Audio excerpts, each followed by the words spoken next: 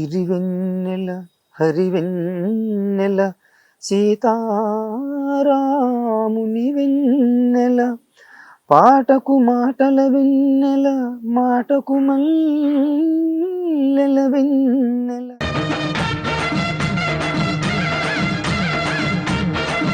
బా ఎంత సత్యమే బాబు, కరెక్ట్గా వచ్చింది పాట సంగతి.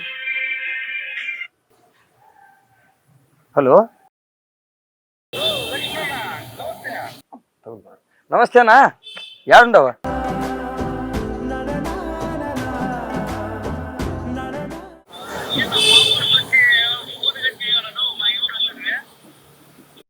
ఏడని వచ్చి మిద్ది కూర్చున్నా కదా నేను.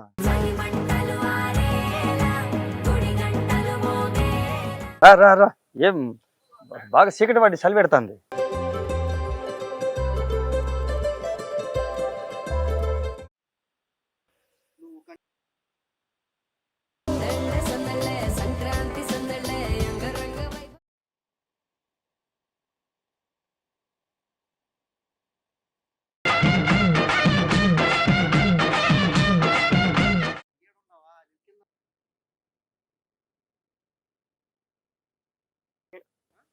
కాలుతో వచ్చేస్తుంది బండి.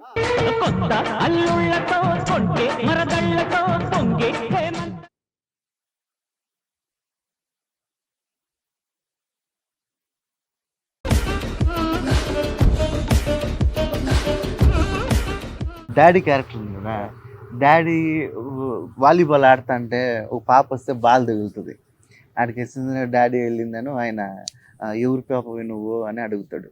అడిగితే పలానా వాళ్ళ పాప నేను అంటే ఆయన కొంచెం డ్రీమ్స్లోకి పొడుగు జడ పాపకి నీకు పోలికొందే, అడుగులేసే నడక కూడా నీకులాగే తనకెందుకుంది, ఆ పెద్ద కళ్ళు ఈ సూటి ముక్కు ఒక్క తీరునే మంచిగొందే, వసంతవాడలో వసంతవాడలో.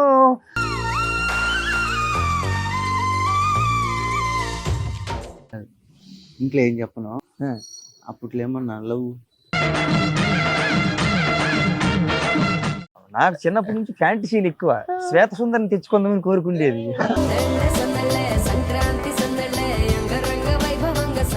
ఒక్క పద్యం రామారావు గారు. అహో విశ్వ విఖ్యాత నట సార్వభౌమ, నట సార్వభౌముడై వట వృక్షమును పోలి ప్రేక్షకుల మది వ్యాపించువాడు,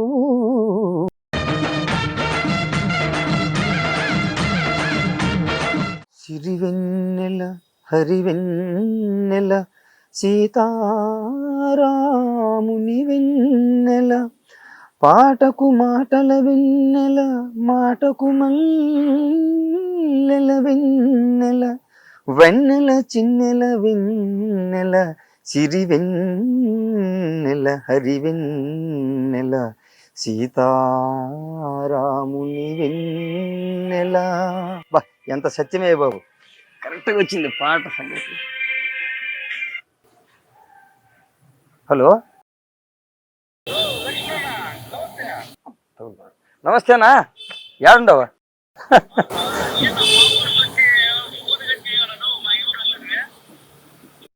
ఏడని వచ్చి మిద్ది కూర్చున్నా కదా నేను. రా రా రా, ఏం బాగా చీకటి పడి చలి పెడుతుంది. ఏం బతుకులలో కొట్టలే పోయినాము, లైటింగ్ ఇప్పుడేం కొట్టొద్దా?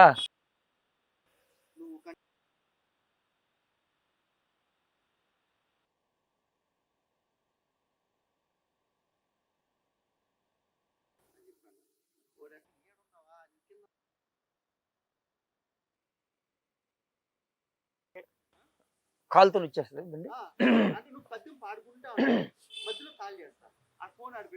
ఇక్కడ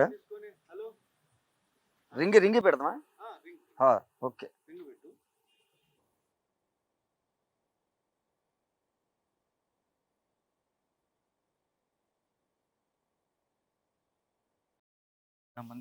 నేను పుట్టి పెరిగింది పర్లాకిమిండి దగ్గర. నాకు తెలియదు అడుగుతున్నా అందుకోసం. ఏ ఊరు మందే? ఒరిస్సా. అంటే ఒరిస్సా అంటే మళ్ళీ సెపరేట్ స్టేట్ లో ఉంది, కానీ మధ్యలో ఇది ఏరు అనుకుందాం, వంశధార నది. అవతల పక్క ఆంధ్ర, ఇవతల పక్క ఒడిస్సా. నేను పుట్టింది ఇక్కడ, నాయనాలు వచ్చే విజయనగరం అంట అక్కడ. నాయన వాళ్ళు ఏం చేస్తున్నారా? వ్యవసాయం కదా వాళ్ళు, రైతాంగం. ఎంతమంది మీరా? నేను ఒక్కడనే, చెల్లెళ్ళు, ఒక చెల్లెలు, పెళ్ళి అయిపోయిందా? 2 కొడుకులు వాళ్ళకి. ఇంకా ఎట్లా నడుస్తుంది నా లైఫా? సాగుతుంది అట్లా. ఏమేం చేస్తున్నావు ఇప్పుడా ఇంక పేర్లు పెట్టలు ఒకటి ఉంది, గాచారం గత్తర్లు అయిపోయింది అని ఒకటి తెలంగాణ బ్యాక్డ్రాప్లా. ఇప్పుడు జై పాతాళ భైరవి అని మన తిరువీరు హీరో అయి ఉండలే ఇప్పుడు, మధ్యాహ్నం మసూదా హీరో, మనోడు హీరోగా అవుతుంది ఒకటి. బటర్ఫ్లై సినిమా డైరెక్టర్ సతీష్ గారు ఉన్నారు కదా, ఆయన డైరెక్షన్. ఇట్లా ఉన్నాయి పేర్లు పెట్టని కొన్ని ఇట్లా ఇంక కమిట్ అయినవి, ఇంకా మనం అవ్వాల్సింది ఇంకా వేలు అవ్వలేదు కదా, మనం చెప్పడానికి బాగోదు. నాకు ఒక కొన్ని డౌట్లు ఉన్నాయి, ఈరోజు మొత్తం అడిగేస్తా. అసలు వ్యవసాయ కుటుంబంలో పుట్టినానన్నావు, అసలు సినిమాల్లోకి రావాలని అప్పటి నుంచి ఉండిందా, లేకపోతే మధ్యలో నీకు అనిపించిందా, లేకపోతే నాయన అమ్మ వాళ్ళ ఆ బ్యాక్గ్రౌండ్లో ఏమన్నా నాటకాలు ఊర్లో ఏమన్నా కొంచెం ఆ సినిమా రంగానికి సంబంధించి అంటే నాటకాలు ఆ బ్యాచ్ ఏమన్నా టచ్ ఉందా, ఎట్లా? ఊర్లో అప్పుడప్పుడు శివరాత్రికి వేసేది నాటకాలు. ఊర్లో అందరూ శ్రమజీవులు కదా, నేను కాదు. ఊర్లో వాళ్ళు వేసుకుని, నేను ఇంత బొడ్డోడు నిక్కర వేసుకున్న టైంలో మన వయసు వాళ్ళు నాటకాలు ఆడేది, ఇంక పెద్దోళ్ళు ఆడేది. సంవత్సరానికి ఒకసారి తీసేది బాలనాగమ్మ అట్లాంటి నాటకం, మాయిల్ పకీరేది. ఈ రాత్రి ఈ వేళప్పుడు భోజనానికి ఇంట్లో కూర్చుంటాం కదా, కూర్చునే టయానికి వాళ్ళందరూ పని చేసుకుని వచ్చిన వాళ్ళు హార్మోనియం ఇట్లా కూర్చొని వాళ్ళు రిహర్సల్ చేసుకోవడం, కొడితే పరిగెట్టేది. నేను తిండే మానేసి తెలియదు, ఆ సౌండ్ ఎందుకో బ్రెయిన్లు పడిపోయింది. అట్లా తిరుగుతూ ఉంది. వాళ్ళు ప్రాక్టీస్ చేస్తూ ఉన్నప్పుడు చూసేది కదా, ఇలా చూస్తున్నప్పుడు స్క్రిప్ట్ అంతా బయట అయిపోయింది. వాళ్ళందరూ మాట్లాడుతున్నాయి విని స్క్రిప్ట్ ఎవరైనా మర్చిపోతే కింద చెప్పేసేది, ఎవడు గమ్మత్తున్నాడు అని చూసేదాన్ని. నీకు ఎలా తెలిసిందిరా అంటే, మీరు రోజు మాట్లాడుతూ ఉంటే విని నాకు వచ్చేసిందండి స్క్రిప్ట్ అన్న, ఇంకెవరు అవసరం లేదు, ఇది పెట్టుకుంటే అయిపోద్ది. నేను పిల్లప్పుడే అంటే విని వచ్చేసింది మనకు. అలా అది అలా కొట్టిందేమో చూసి అట్లా. మాయిల్ ఫకీర్ వేషం వేసింది భీమసింగ్ భాస్కర్రావు గారు అని, ఆయన కరపని చేసేది. ఇంట్లో ఆయన సినిమా లేకపోతానంటే నాకెవరు అడ్డం లేదు, ఎక్కడ కాలం అలా తీసుకెళ్తుంది, వచ్చేస్తాను ఎక్కడైతే అక్కడ వెళ్తున్నాను. అలాగే అటు ఎల్లకని చెప్పిన వాళ్ళు లేరు, ఇంత తెచ్చి అడిగిన వాళ్ళు ఈ రోజుకి ఎవరు లేరు, భగవంతుడు దయ వల్ల.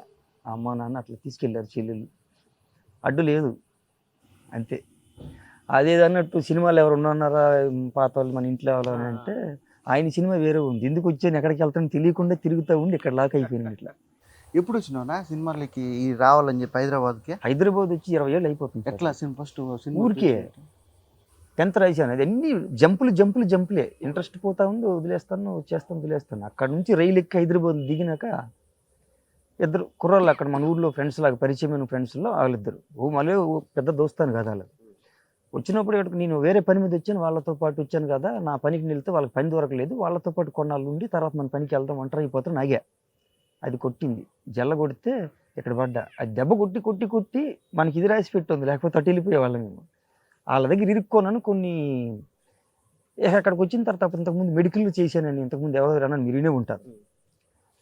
ఆ ప్రయాణం అయిపోయిన తర్వాత అది కూడా ఇంట్రెస్ట్ లేక వచ్చేసాను. ఇక్కడికి వచ్చిన తర్వాత యూసఫ్ కూడా మనకి కృష్ణకాంత్ పార్క్ ఉంది కదా, ఆ బ్యాక్ సైడ్ రెహమత్ నగర్ ఉంటుంది, అక్కడ ఒక ముస్లిం అయిన పెద్ద మెడికల్ షాప్ పెట్టుకున్నారు. ఆయన అమ్మేసి నేను ఇంకా వేరే వ్యాపారం చేసుకుంటానని ఆయన చెప్పాడు నాకు. ఎందుకు చెప్పాడు అంటే, అక్కడ ఇక ఏదో పని చేయాలా, మరి మెడికల్ పని ఇంట్రెస్ట్ లేదు కదా, మనం బ్రతకాలా, ఏం చేద్దామని ఆలోచన చేస్తే మెడికల్ అతను వచ్చి అప్పటికే ఏవో 2-3 మాత్రలు ఇక్కడ బాగలేదు, ఎవరు వచ్చారంటే ఒకటి 4-5 ఏళ్ళు అనుభవం ఉంది కాబట్టి ఎవరికి ఇంజక్షన్ చేసేయడం, మందులు ఇవ్వడం చూసేది ఆయన.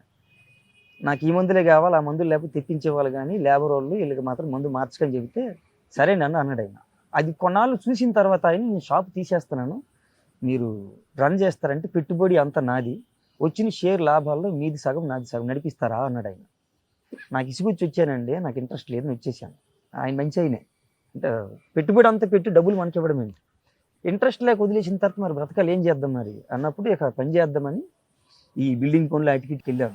బిల్డింగ్ ఏం పనులు? ఈ బిల్డింగ్ కట్టేదా గుంతలు తవ్విన దగ్గర నుంచి కాంక్రీట్ వేసి అన్ని రకాల పనులు, ఇంకా మేస్త్రి పనులు అన్ని చేసుకునేది. అది చెయ్యాలని కాదు, బ్రతకాలని చేశాను అంతే. హాయిగా బతుక్కుని చేసుకోవాలనుకుంటే మనకు అది వద్దు అనుకుంటే మెడికల్ పని ఉంది చక్కగా ఇక్కడ ఉంది, వదిలేసాం. అది వద్దండి అన్నాం. సో ఇది రాసి పెట్టుంది ఇలాగా, అందుకని మెడికల్ వదిలేసి బిల్డింగ్ పని చేసి వచ్చాను. ఆయన బ్రహ్మాండంగా దేవుడా తీసుకొని ఆయన మొత్తం నాదే నువ్వే మళ్ళీ మన ఊరు కాదు, హైదరాబాద్. హైదరాబాద్ లో ముక్కు మొహం తెలియదు అని నమ్మి నీ చేతిలో పెడితే నాకు వద్దని చెప్పి బిల్డింగ్ పనికి పోతుంది. అది పోయి అలాగే చేస్తున్నప్పుడు ఇక్కడ ఇంటర్వ్యూలు పడ్డాయి అని అంటే ఇంటర్వ్యూలు సెలెక్ట్ అవ్వడానికి వెళ్ళినప్పుడు దానికి వెళ్ళడానికి ముందు ఈ పనులన్నీ చేస్తాం. ఫస్ట్ ఎక్కడ ఎవరు ఆపర్చునిటీ ఇచ్చింది, యాడికి వింటు ఎట్లా సెలెక్ట్ అయినావు? ఏం లేదు, థియేటర్ ఆర్టిస్ట్ చేసినట్టు థియేటర్ ఆర్ట్స్ చదవలేదు కానీ 12 ఏళ్ళు గురువు గారి దగ్గర శిష్యరికం చేసి ఇక్కడ ఉన్నారు. ఎవరునా? దీక్షిత్ గారు అని మురారి సినిమాలో ఒక గడ్డం వేసుకుని ఆయన ఉంటారు పంతులు, ఇప్పుడు జరుగుతుంది అప్పుడే జరుగుతుంది చెప్తారు కదా, ఆయన దగ్గర చదువుకున్నా. ఆయనతో పాటు ఇప్పుడు వాళ్ళ పేర్లు చెప్పుకుంటే నాకు ఇంకొక మేలు జరుగుతుంది. ఎవరంటే బొర్రా సాయిమా దగ్గర ఉన్నారా, వాళ్ళ నాన్నగారు బొర్రా సుబ్రహ్మణ్య శాస్త్రి గారు, ఆయన దగ్గర కూడా కాస్త చదువుకున్నా. చాట్ల శ్రీరాములు గారని వెంకటేష్ గారికి నాగార్జున గారికి చదువు చెప్పారంట ఆయన. సో అదృష్టం బాగుంది, దీక్షిత్ గారి దగ్గర పడ్డం వల్ల అలాంటి వాళ్ళతో పడ్డాను. వాళ్ళతో కొన్నాళ్ళు ప్రయాణం చేశాను కాబట్టి ఎంతో కొంత మాటకు కాస్త అలా చెక్కడం ఏదో జరిగింది మనకి. అలాగే ఈరోజు ఇక్కడ దాకా తీసుకొచ్చింది అది. ఓకే, ఫస్ట్ సినిమా అవకాశం ఏదైనా ఏ సంవత్సరమో 2012 ఎట్లా వచ్చింది? కొన్ని ఏమైనా ఈజీగా వచ్చిందా, మామూలుగా రికమెండేషన్ ద్వారా వచ్చిందా, ఏం లేదు, లేకపోతే ఆడిషన్ చేసినావా? ఆడిషన్లు ఎలాంటి ప్రాబ్లమ్స్ ఫేస్ చేసినావు? అంటే అంత ఈజీ కాదు కదా. ఇక్కడ మామూలు ప్రయత్నాలు తిరుగుల్లో జరుగుతున్నప్పుడు మురళి అన్న అని దీక్షిత్ గారి శిష్యుడు ఆయన కూడా తేజమూర్తిలో మురళీధర్ శర్మ ఇప్పుడు సీరియల్ చేస్తున్నారు, రైటర్ బేసిక్గా. ఇంటర్వ్యూలో ఆడిషన్లు అవుతున్నట్టు వెళ్తా ఉన్నప్పుడు ఇక్కడ శ్రీకాకుళం యాక్సిడెంట్ లేదు జరుగుతుందంట, తమ్ముడు ఇల్లు అని 2-3 చెబితే వాళ్ళతో పాటు వెళ్ళాను, అందులో నేను ఉన్నాను. వెళితే తెలంగాణ యాక్సిడెంట్లు మనం సెలెక్ట్ అయ్యాం. అదేదో చిన్నదేదో అవుద్దాం కాదు, చాలా మందికి ఫైనల్ చేసి అంటే వెళ్ళిన తర్వాత ఏమడుగుతుందో తెలియదని కూర్చొని ఆలోచించే. మీరు ఇప్పుడు రాసి ఇచ్చారంటే డైలాగ్ మర్చిపోతే, ఆయన ఇచ్చిన స్క్రిప్ట్ మర్చిపోతే గోక్కుడం జరుగుతుంది. అదే నాది నేను రాసుకొని వెళ్ళానంటే నేనేం చెప్తే అదే అక్కడ చట్టం అవుతుంది, ఆడికి తెలియదు కదా. సో మన పని మనం చేసుకుందామని రాసుకొని వెళ్ళిన తర్వాత మనం ఏం చేస్తే అదే బాగుందని. అప్రాక్సిమేట్లీ ఎన్ని ఆడిషన్లు ఇచ్చింటావునా? అంటే ఒక అందాజ్కి ఇన్ని ఆడిషన్ నీకు గుర్తుండి, గుర్తులేని వదిలేసి గుర్తుండి ఎంత అదం పక్షం వేసుకుని 100 పైన ఉంటాయి కదా అనుకుందాం. 100 అనేది కాదు, చాలా వెళ్ళాం కానీ అనుకుందాం ఒక సెంచరీ. అందులో నీకు బాగా గుర్తుండేటివి మెమరబుల్ ఒకటి ఏం గుర్తులేదు సార్, ఎందుకంటే మీ దగ్గరికి వచ్చినంటే అక్కడ కూర్చొని ఆడిషన్ అన్నారంటే కూర్చొని ఆలోచిస్తే అక్కడ ఏది అనిపిస్తే అది రాసుకోవడం, బ్రెయిన్లో తీసుకుని వెళ్ళడం చేయడం వచ్చేయడం అయిపోయింది. అది రెండో చోట బాధ కలిగించింది ఏమన్నా ఉందా? ఒకటి రాసుకున్నది శ్రీకాకుళం తెలంగాణ అనేది ఒకటి చిన్నది, అక్కడికి వెళ్తే చేస్తే 3 యాసలు వస్తాయి కదా. ఒకసారి శ్రీకాకుళం అడుగుతారు, ఒక చోట తెలంగాణ అడుగుతారు, ఒక చోట న్యూట్రల్ లాంగ్వేజ్ అని అడుగుతున్నారు. ఎవరు ఏదో అడుగుతున్నారు అదే వచ్చి మీరు రాదేమనుకుంటారు, ఏదో పెద్ద తెలిసినోట్లాగా బిల్డప్ ఇచ్చేయచ్చు కదా, ఏదో మాయ చేయొచ్చు నువ్వు మామూలుగా అనుకుని మాయ చేస్తావు. రాసుకున్నాను. అలాగే రాసుకున్న దాంట్లో గుడితనం ఉన్న అతను గుడి దగ్గరికి వచ్చి అడుక్కుంటా ఉన్నాడు, అది గుడ్డోడు కాదు లాస్ట్ తేలదా స్కిట్ చిన్నది రాసుకొని వెళ్ళి చేసింది. అది ఎక్కువ సక్సెస్ అయ్యింది, అంటే ఎక్కువ ఎలర్ట్ విన్నారు. 3 కనబడుతున్నాయి కదా, వేరియేషన్ టకటకటకు వస్తున్నాయి చిన్న చిత్కాలు, అది రిపీట్ అయ్యింది ఎక్కువ. మిగతావన్నీ ఎక్కడిదక్కడ వదిలేసా, అట్లా వెళ్ళిపోతా వచ్చింది. లాస్ట్కి ఇలా తగిలింది అది. మాయా మాయా మాయ అని ఏదో చేశా, ఈ కోటికి ఏదో లవ్ ఫెయిల్ అయినలాగా. మాయ అనే పేరు గుర్తుంది, అంతా మాయలో మాయ కలిసిపోయింది అది. సో దానికి వాళ్ళు కనెక్ట్ అయిపోయారు, ఎవడో కొత్తగా గమ్మత్తున్నాడు అని లోపలికి వెళ్ళి మాట్లాడుతుంటే ఆ గమ్మత్తున్నాడు ఇంట్రెస్టింగ్ అని సౌండ్లు మాత్రం బ్రెయిన్ చెవికి ఉండిపోయినాయి. ఇంట్లో ఏం చెప్పను అప్పట్లో ఏమన్నా లవ్ అనేది కాదు కానీ చెప్పండి చేసుకుందాం అట్లేం లేదు. నాకు అసలు ఎక్కడ నాకు అడ్డు లేదు, భయం లేదు అనుకున్నాను. మనకి ఇదేముంటుంది, ఎవరిని తిట్టి దోసుకెళ్ళిపోతామంటే భయపడాలేమో. ఇప్పుడు దాకా అది అలాంటిది దేవుడు లేదు. మనకి ప్రేమించాలని కోరుకుంటుంది సోదరా, అది అబద్ధమేం కాదు. ఎందుకంటే వయసు మార్పు జరుగుతున్నప్పుడు కొన్ని వస్తుంటాయి కదా. ఈ రోజు ఉన్నది మీరు కొంచెం వయసు అయిన తర్వాత మన ఇంట్లో పిల్లడే మన కడుపుని పుట్టినాడు ఎవడ ఉన్నాడంటే ప్రేమలు దాములు అంటే చిరాకు పడతాం. మరి అట్నుంచి ఏమన్నా ఉన్నాయా? ఉంటాయి, సహజంగా ఉంటాయి. మనకున్న లోపల ఉన్నట్టు కోరికలు ఉండి చూసి బాగున్నారు ఈవిడ చేసుకుందాం పెళ్ళి, లేకపోతే ఈ పిల్లని ప్రేమిస్తే బాగుండేది ఏమో, ఎట్లాంటి ఊహలు ఉంటాయి కదా. నాకు చిన్నప్పటి నుంచి ఫ్యాంటసీలు ఎక్కువ. శ్వేత సుందరిని తెచ్చుకుందామని కోరుకుంటుకొని శ్వేత సుందరి రాసి పెట్టుకో శ్వేత సుందరి అంటే అన్న గర్ల్ ఫ్రెండ్. మనకి అవధులు లేకుండా వెళ్ళిపోయి ప్రేమ అనే దానికి అవధి లేదు. ప్రాణం పోయేదాకా చేసుకుంటే లేదు ప్రేమ, నేను ఫిక్స్ అయిపోయినాను. సో ప్రేమకి ఎల్లలు అవధులు లేకుండా ఏం చేద్దామని ఆలోచన చేస్తే ఏంటి ఊహల్లో తేలిపోతే అక్కడికి వెళ్ళిపోయి అక్కడ ఆగింది బ్రెయిన్. ఎక్కడో అయ్యమ్మ మనం ఎక్కడ ఇయ్యము, ఏ దేశం ఏ వంక ఊరికే కోరికలు. అట్లా మనకి ఎలాగ ఊహలు ప్రయాణం చేస్తున్నాయో ఎదుటి మనిషికి మనము నచ్చుతాం, కొందరికి నచ్చం. ఆ నచ్చిన వాళ్ళలో చాలా మందికి నచ్చి ఉంటాం, అందిపుచ్చుకోలేం కదా అన్ని. ఎంత పక్కన పెడితే అన్న నువ్వు పద్యాలు మాత్రం భలే పాడతావునా. ఇప్పుడుగా నేను ఫోన్ చేసినప్పుడు అదే పాడతానని చెప్పినావు, ఓ పద్యం అన్న పాడచ్చు కదా. రజ్యమందం సోదరా, ఇది మా గురువు గారు డైరెక్షన్లో అంట. నేను అప్పటికి ఇది రాలేదు. నేను వచ్చినట్టు కదా నాటకం అయిపోయింది. తర్వాత నేను విన్నది భూయో భూయో నమామ్యహం అని టైటిల్ పెట్టి చేశారు గురువుగారు, దీక్షిత్ గారే. బుర్ర సుబ్రహ్మణ్య శాస్త్రి గారు, దుగ్గిరేల సోమేశ్వర మాస్టారు, ఈ అంత పెద్దవాళ్ళంతా కూర్చుని ఆ నాటకం తయారైనప్పుడు పద్యం కంపోజింగ్లు వాటిలో కూర్చుని తయారు చేసిన పద్యాలు ఇది పద్యం రాముల వారి మీద. గమ్మత్తైన పద్యం సోదరు, అంటే ఎంతవరకు అనగలుగుతాము కానీ కంప్లీట్ సత్యం అంటే మన కళ్ళ ముందు కనబడుతుంది, అది నిజమే కదా జరిగిందని. ఇప్పుడు కుంటుపడ్డది కానీ మనం అడ్డదిడ్డం ఏదో అంటే అలవాటు ఆచారం తప్పిపోయిందా చనిపోతాయి. అట్లా అది మనం క్లియర్గా ఒకసారి గుర్తు చేస్తా పద్యం. ప్రతి పల్లెలో రామపటము దీపెపు సిమ్మె ఒక్క మందిరమైన ఉండి తీరు శ్రీరామ చుట్టక చిన్ని చీటీనైనా లిఖింపలేడిట్టి లేఖకుండు ప్రతి పిండ్లి శుభలేఖ పైన సీతారామ వైవాహిక శ్లోకవాణియుండు పాపవనుచు జాలిదోప ఎవ్వరికైనా రామ రామ అనుట లాంఛనంబు పామరులు వేద విధులైన పండితులును భారతావని గల ముక్త భక్త కోటి రామనామము తారక నామమనుచు భజనలొనరింత్రు ప్రాక్తన భవము తొలగా ఆ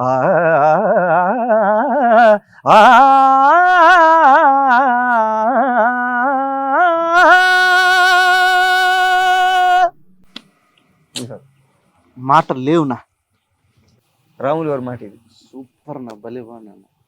లెక్క సోదరు, అదే ఆ మహానుభావుల దగ్గర మనం పడ్డం, ఆ 2 మొక్కలు అబ్బడం, తల్లిదండ్రుల పుణ్యం అని ఎంతవరకు సాగుతుంది. ఫస్ట్ ఏం సినిమానా? కోంటి కోటి సోదరు, శరవణ ప్రొడ్యూసర్, పెద్ద వేషం, పెద్ద వేషం అన్న. సినిమా నిండి ఉంటుంది. ఎన్ని సంవత్సరాలు అవుతున్నాయి ఇప్పుడు సినిమాలకి వచ్చా? 2012 మొదటి సినిమా. అప్పుడు 2012, 24 కదా, 14 12 ఏళ్ళ. కానీ ఏ సినిమా ద్వారా నీకు బాగా గుర్తింపు వచ్చింది? పేరు వచ్చింది, అన్ని సినిమా మనకి ఇచ్చినవన్నీ మంచి పేరు వచ్చింది, మంచి వేషం పడింది. కానీ ఊపు మీద వెళ్ళిన సినిమా అంటే RX-100 బాగా పేరు వచ్చింది. అంటే 10 సినిమాలు తీసుకొచ్చి ఇబ్బంది తగ్గి, అంటే ఏంటంటే రెగ్యులర్గా ఆ గతంలో కాకుండా స్పీడ్ పెంచింది కొంత. మనకు ఇప్పటిదాకా తీసుకొచ్చింది మంగళవారం దాకా. మంగళవారం సినిమానా చూసిన లాస్ట్ వరకు. లాస్ట్లో కళ్ళు ఉన్నాయి అనేది ఒకటి రివీల్ అవుతుంది. ఎవరు చూసినారా ఈ మర్డర్ కేసు అంతా, లక్ష్మి ఎవరు రాయమ్మ అంటే చూస్తే లాస్ట్లో చూపించిన అప్పటి వరకు ఎవరు ఎక్స్పెక్ట్ చేయరు నా క్యారెక్టర్. ఇవన్నీ పక్కన పెట్టేస్తే పండగ ఎట్లా చేసుకునేవారు మీరా? అయితే ఎక్కడైనా ఎట్లా ఉంటుందా మామూలుగా అటు సైడ్ అనేది? ఏం లేదు, ఎక్కడ ఉంటే అక్కడ పండగ తయారైపోయింది నాకు. చక్కగా వెళ్ళి సరదా. సంక్రాంతి ఎట్లా చేసుకునేవారు? సంక్రాంతి మనకు బాగుంటుంది సార్. సంక్రాంతి అంటే ఇంట్లో 4-5 కూర్చుని పండగ చేసుకుంటాం అనేది లెక్క ఉంటుంది. కానీ పండగ అంటే ఊర్లో నేను చూసిన లెక్క ప్రకారం వేసినోడిది పండగ అంతే. ఆడు అంటే సరదాగా అనుకున్నప్పటికి కూడా ఆడు వేసి ఎక్కడ డొల్లుతాడు ఏం చేస్తాడో తెలియదు. ఊళ్ళు మరీ ఎంత ఇలా ఉంటుంది. కానీ పడి ఉంటే ఆడిని మోసుకొచ్చినప్పుడు అడిదిరా సుఖం, అడిదిరా పండగ అనేవారు ఊళ్ళో. ఇక పేకాడినోళ్ళు ఉంటారు, లాటరీలు ఉంటాయి కదా, అవే మనకు సరదా పిల్లప్పుడు చూసుకుని అన్నీ ఉన్నాయి. పెద్దోళ్ళకి బాధ్యతలు, వచ్చిన అల్లుళ్ళకి, అన్నదమ్ములకి, అక్కచెల్లకి వెళ్తా వాళ్ళు తెచ్చిన సరిపోతుంది. అక్కడ సరిపోతుంది. వాళ్ళకి పండగ ఉండదు, నెత్తి నిండా బరువే. అయితే అందరూ కూర్చుని మాట్లాడుకున్నప్పుడు ఆ కష్టం మరిపోయి సరదాగా వంటలు వార్పులు ఉంటాయి కదా, ఆ పొలం పనుల మీద అయిపోయిన తర్వాత ధాన్యపు రాశులు తేవడం, అది ఒక వైభవం. అందరం వేరు ఉంటుంది. అందరూ కళకళలాడుతూ ఉంటారు. ఎక్కడెక్కడో పనులకు వెళ్ళిపోయిన వాళ్ళు, దేశాలు వెళ్ళిన వాళ్ళు ఒకేసారి దిగుతారు కదా, అంత కొత్తగా ఉంటుంది. అంతా ఎక్కడి నుంచి వచ్చాడు, అయ్యో బాగున్నావేమే అంటా ఉంటే సౌండ్ బాగుంది. 3 రోజుల పండుగనా మీరు కానీ చేసుకునేదా? ఏ సదరా 3 రోజుల పండుగనా? మరి 3 రోజులు. 3 రోజుల 4 రోజులు ముక్కను అంటారు కదా, అది పెద్ద పట్టింపు. 3 రోజులు. కనుమ రోజే గట్టిగా, ఇక భోగి రోజు అంటే తిరిగి ఏటో ఆడతారు. సంక్రాంతి రోజే దండాలు గిన్నెలు పెట్టుకుంటారు. కనుమ రోజే ముక్క సుక్క అవన్నీ ఇట్టుకునే వాళ్ళందరూ సరదాగా తుల్లుతారంటే అదే.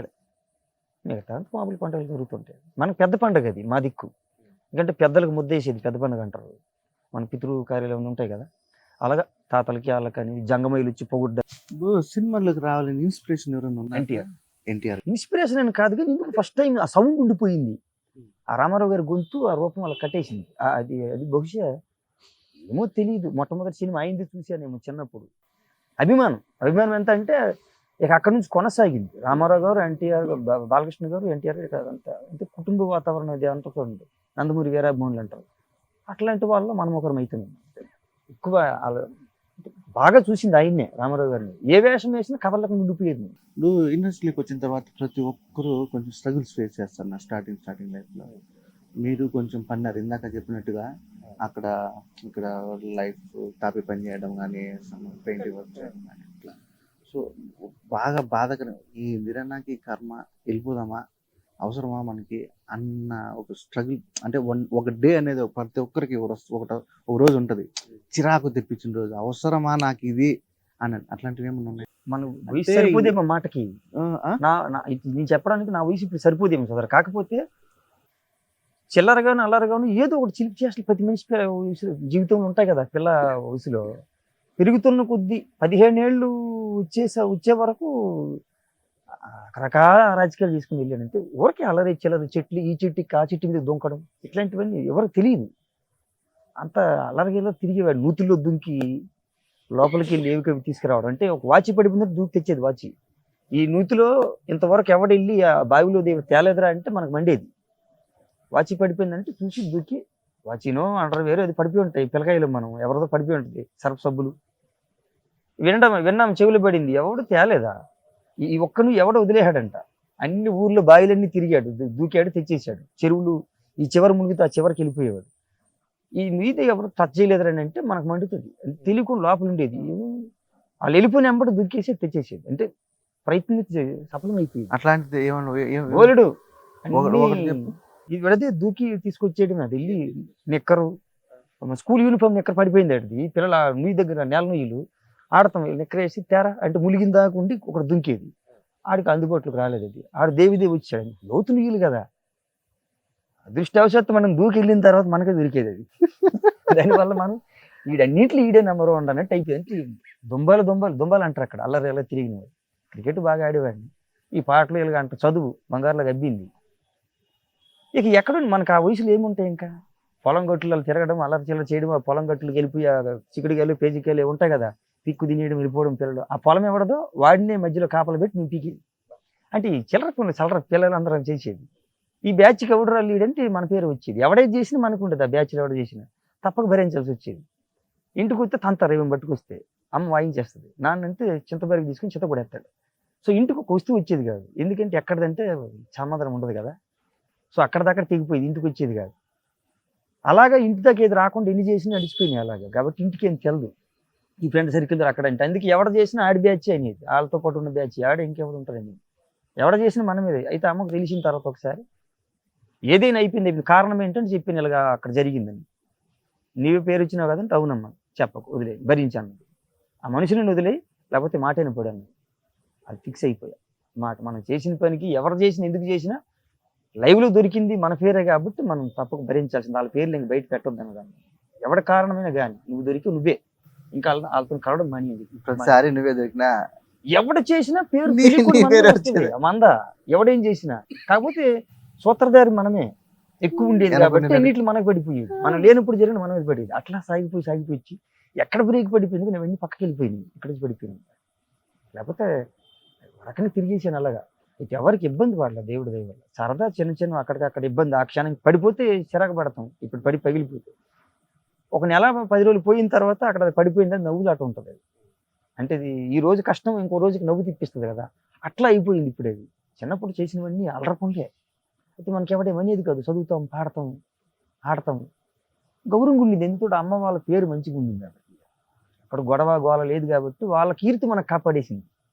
దాంతో చదువు అన్ని ఏదో అట్లా. ఇక్కడికి వచ్చిన తర్వాత వాడి తాలూకుది చాలా క్యారెక్టర్లు మనకి ఓకే అయ్యి మిస్ అయిపోయిన, వద్దులే అని స్కిప్ చేసి ఉంటారు కొంతమంది. క్యారెక్టర్ వేరే వాళ్ళకి వెళ్ళిపోయినంట.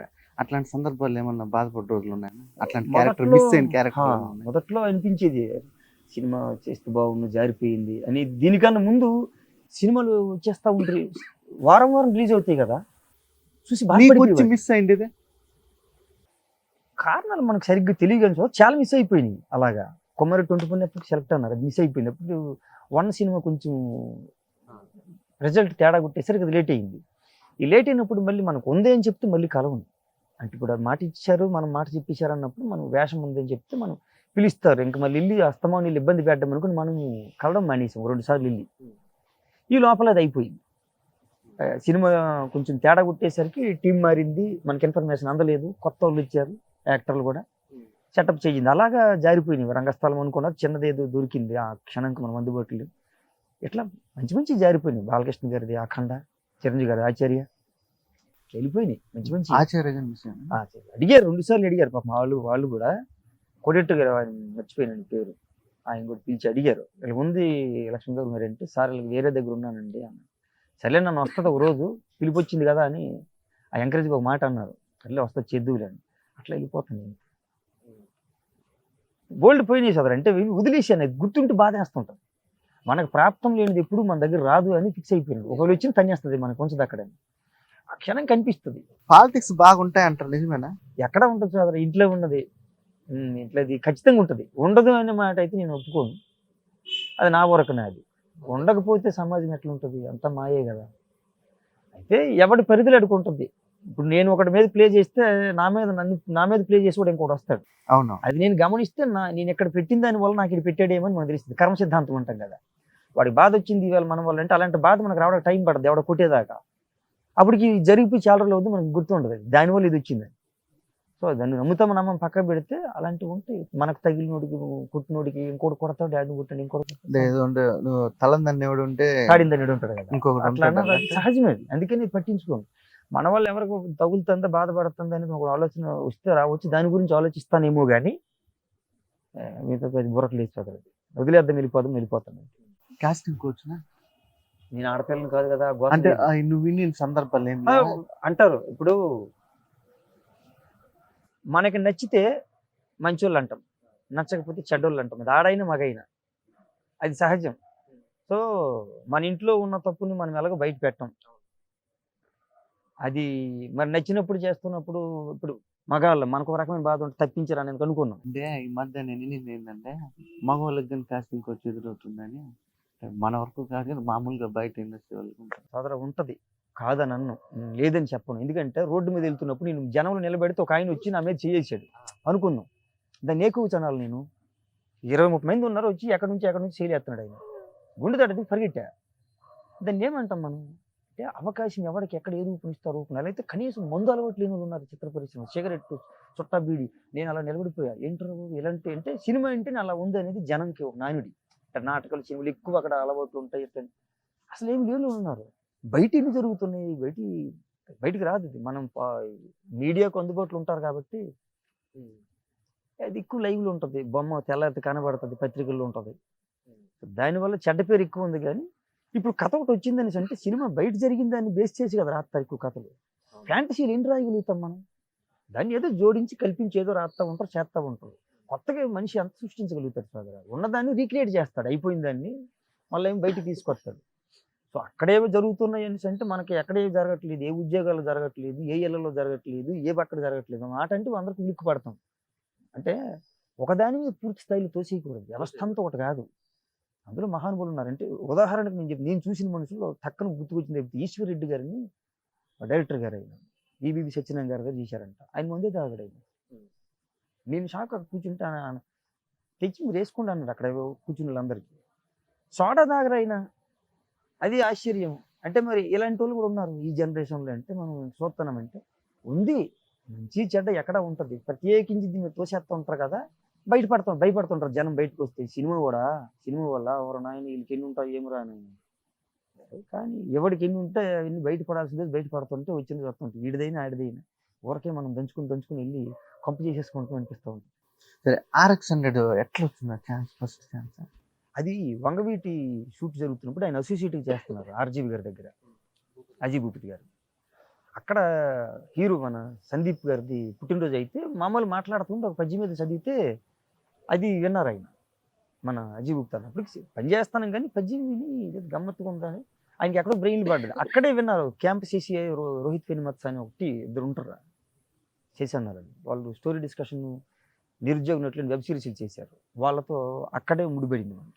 ఆయన విని మనిషిని ఎక్కడో వాడదామని స్టోరీ డిస్కషన్ వెబ్ సిరీస్లో పద్యాలతో మొత్తం వాయించేశారు. శ్రీనదుని నాటకంలో ఏదో అంటే ఆయన ఎక్కడికి ఒక ఖడ్గం వేరే ఖడ్గం వెళ్ళిపోతుంది, అది కులదైవం లాగా. అది తీసుకురావడానికి వెళితే అక్కడ డిండుగు బొట్టుని ఒక పండితుడు ఉంటాడు. ఆ పండితుడు ఏంటంటే అందరినీ ఓడించేస్తూ ఉంటాడు. నాకు మించినోడు లేడు అంటుంటాడు ఆయన. ఈయన వెళ్ళిన తర్వాత ఈయనకి అలాగే ఇబ్బంది పెడతాడు. రాజుగారి దర్శనం చేయించకుండా ఆపుతూ ఉంటే ఈయన ఏదో కావ్యం రాసిన తర్వాత కావ్యం చదవని ఆయన దగ్గరికి ఒక కవికి ఇస్తే ఆయన అక్కడ పట్టుకెళ్తాడు. ఇవన్నీ తప్పులే అంటారు. ఆయన చదవకుండా నేను శిష్యులకి ఇస్తారు. వాళ్ళకి పాపం అర్థం అన్నట్టు ఉంటుంది, తప్పులు అని వేస్తారు. శిష్యులు అన్నారు కదా అని ఆయన కూడా అదే పట్టేసుకుంటాడు. ఇస్తే చూసుకుందాం అన్నట్టు. శ్రీనాథుడు సవాల్ చేస్తాడు. ఆయన అందులో తప్పు ఉందంటే తర్వాత మాట్లాడదు, నువ్వు నిరూపించి అంటాడు. అది దొరికిపోతారు. ఆయనకు కూడా వాదోపాదం జరిగిన తర్వాత ఎక్కడ నేను ఉన్నాను కవి సార్వభౌముడిని, మళ్ళీ నువ్వు ఎందుకు ఎందుకు ఎక్కడ నువ్వు వెళ్ళిపో అన్నట్టు అంటాడు. అలాగంటే ఈయన అంటాడు, నువ్వు ఓడిపోతే నాకు ఇచ్చేయాలి బిరుదులన్నీ. మరి నువ్వు ఓడిపోతే ఓడిస్తానంటే కొంచెం డక్కా ఉంటాయి, అది పగలగొట్టేసి కవి సార్వభౌముడి బిరుదు నీకు ఇచ్చేస్తానంటాడు ఆయన. అప్పుడంటే అంటాడు, నువ్వు కవివి కదా, తెలుగులో రాశానంటావు కదా, ఎలా రాస్తావు, నీ శైలి ఏంటి, నువ్వు ఎలా రాసావంటే నువ్వు ఎలా చెబుతావు అని అడుగుతాడు ఆయన. అడిగితేనంటాడు, ఎలా చెబుతానంటే కవిత్వం అని చెప్తాడు ఆయన. నేను ఎలా చెబుతానండి, అవి మనం పద్యంలోకి వెళ్ళిపోతే పద్యం అయిపోతుంది, కానీ దానిలో పాదాల్లో ఉన్న లోపలేవి ఉన్నాయి గమనిత్తు కనుక మొత్తం చాటి చెప్పుకుంటాడు ఆయన. మనకి ఇక్కడ తెలంగాణలో వేములవాడ భీమనకే ఉంటారు. ఆయన పేరుతో మొదలెడతాడు. వచింతు వేములవాడ భీమన భంగి ఉద్దండలీలనొక్కొక్క మాటు, భాషింతు నన్నయ భట్టు మార్గంబున ఉభయ వాక్ప్రౌఢి నొక్కొక్క మాటు, వాకృతి కయజ్వ ప్రకారము రసాభ్యుచిత బంధముగా నొక్కొక్క మాటు, పరిఢవింతు ప్రబంధ పరమేశ్వరుని ఠేవా సూక్తి వైచిత్రి నొక్కొక్క మాటు. మరి నీ భాషా శైలి అంటాడు. ప్రౌఢి పరికింప సంస్కృత భాషయందు, తెలుగుది ప్రౌఢి చూస్తే సంస్కృత భాష అనుకుంటారట. పలుకు నుడికారమున ఆంధ్ర భాషయందు, నా పలుకు నుడికారం చూస్తే ఆంధ్ర భాష తెలుగు భాష అంటారు. ఎవరేమన్నా నంద్రు నాకేమి కొరత, నా కవిత్వంబు నిజము కర్ణాట భాష అంటే అని మండుతుంది. ఓహో గొప్పడివే నువ్వు, ఈరోజు కన్నడ దేశంలో వెళ్ళాడు కదా, కర్ణాటక వచ్చా కాబట్టి నా భాష కన్నడ భాష అంటున్నావు, రేపు గౌడ దేశంలో గౌడ భాష అంటే కవి గొప్ప బాగా నోరు తిప్పుతున్నావంటే ఈయన బయట మాట్లాడకుండా నా కవిత్వంబు నిజము కర్ణాట భాష అంటాడు. మళ్ళీ అదే మాట అంటాడు, మండుద్ది ఆయనకి. లోపల ఉన్నది తెలియదు ఏమి మర్మం పెట్టాడని. ఈ లోపల అక్కడ మంత్రి గారు లేచి పదే పదే నా భాష కర్ణాటక భాష అంటున్నారు, ఆ మాటలకు ఔచిత్యం ఏంటి శ్రీనాథ అని ఆయన అడిగితే సభాపతులు వారు మన్నించాలి, కర్ణాటక భాష అంటే వారు అనుకుంటుండగా కన్నడ భాష కాదు, కర్ణ అంటే చెవి, అట అంటే ఇంపైంది, చెవులకి ఇంపైన భాష. నా కవిత్వంబు నిజము ఎలా పెడతారైనా కర్ణాట భాష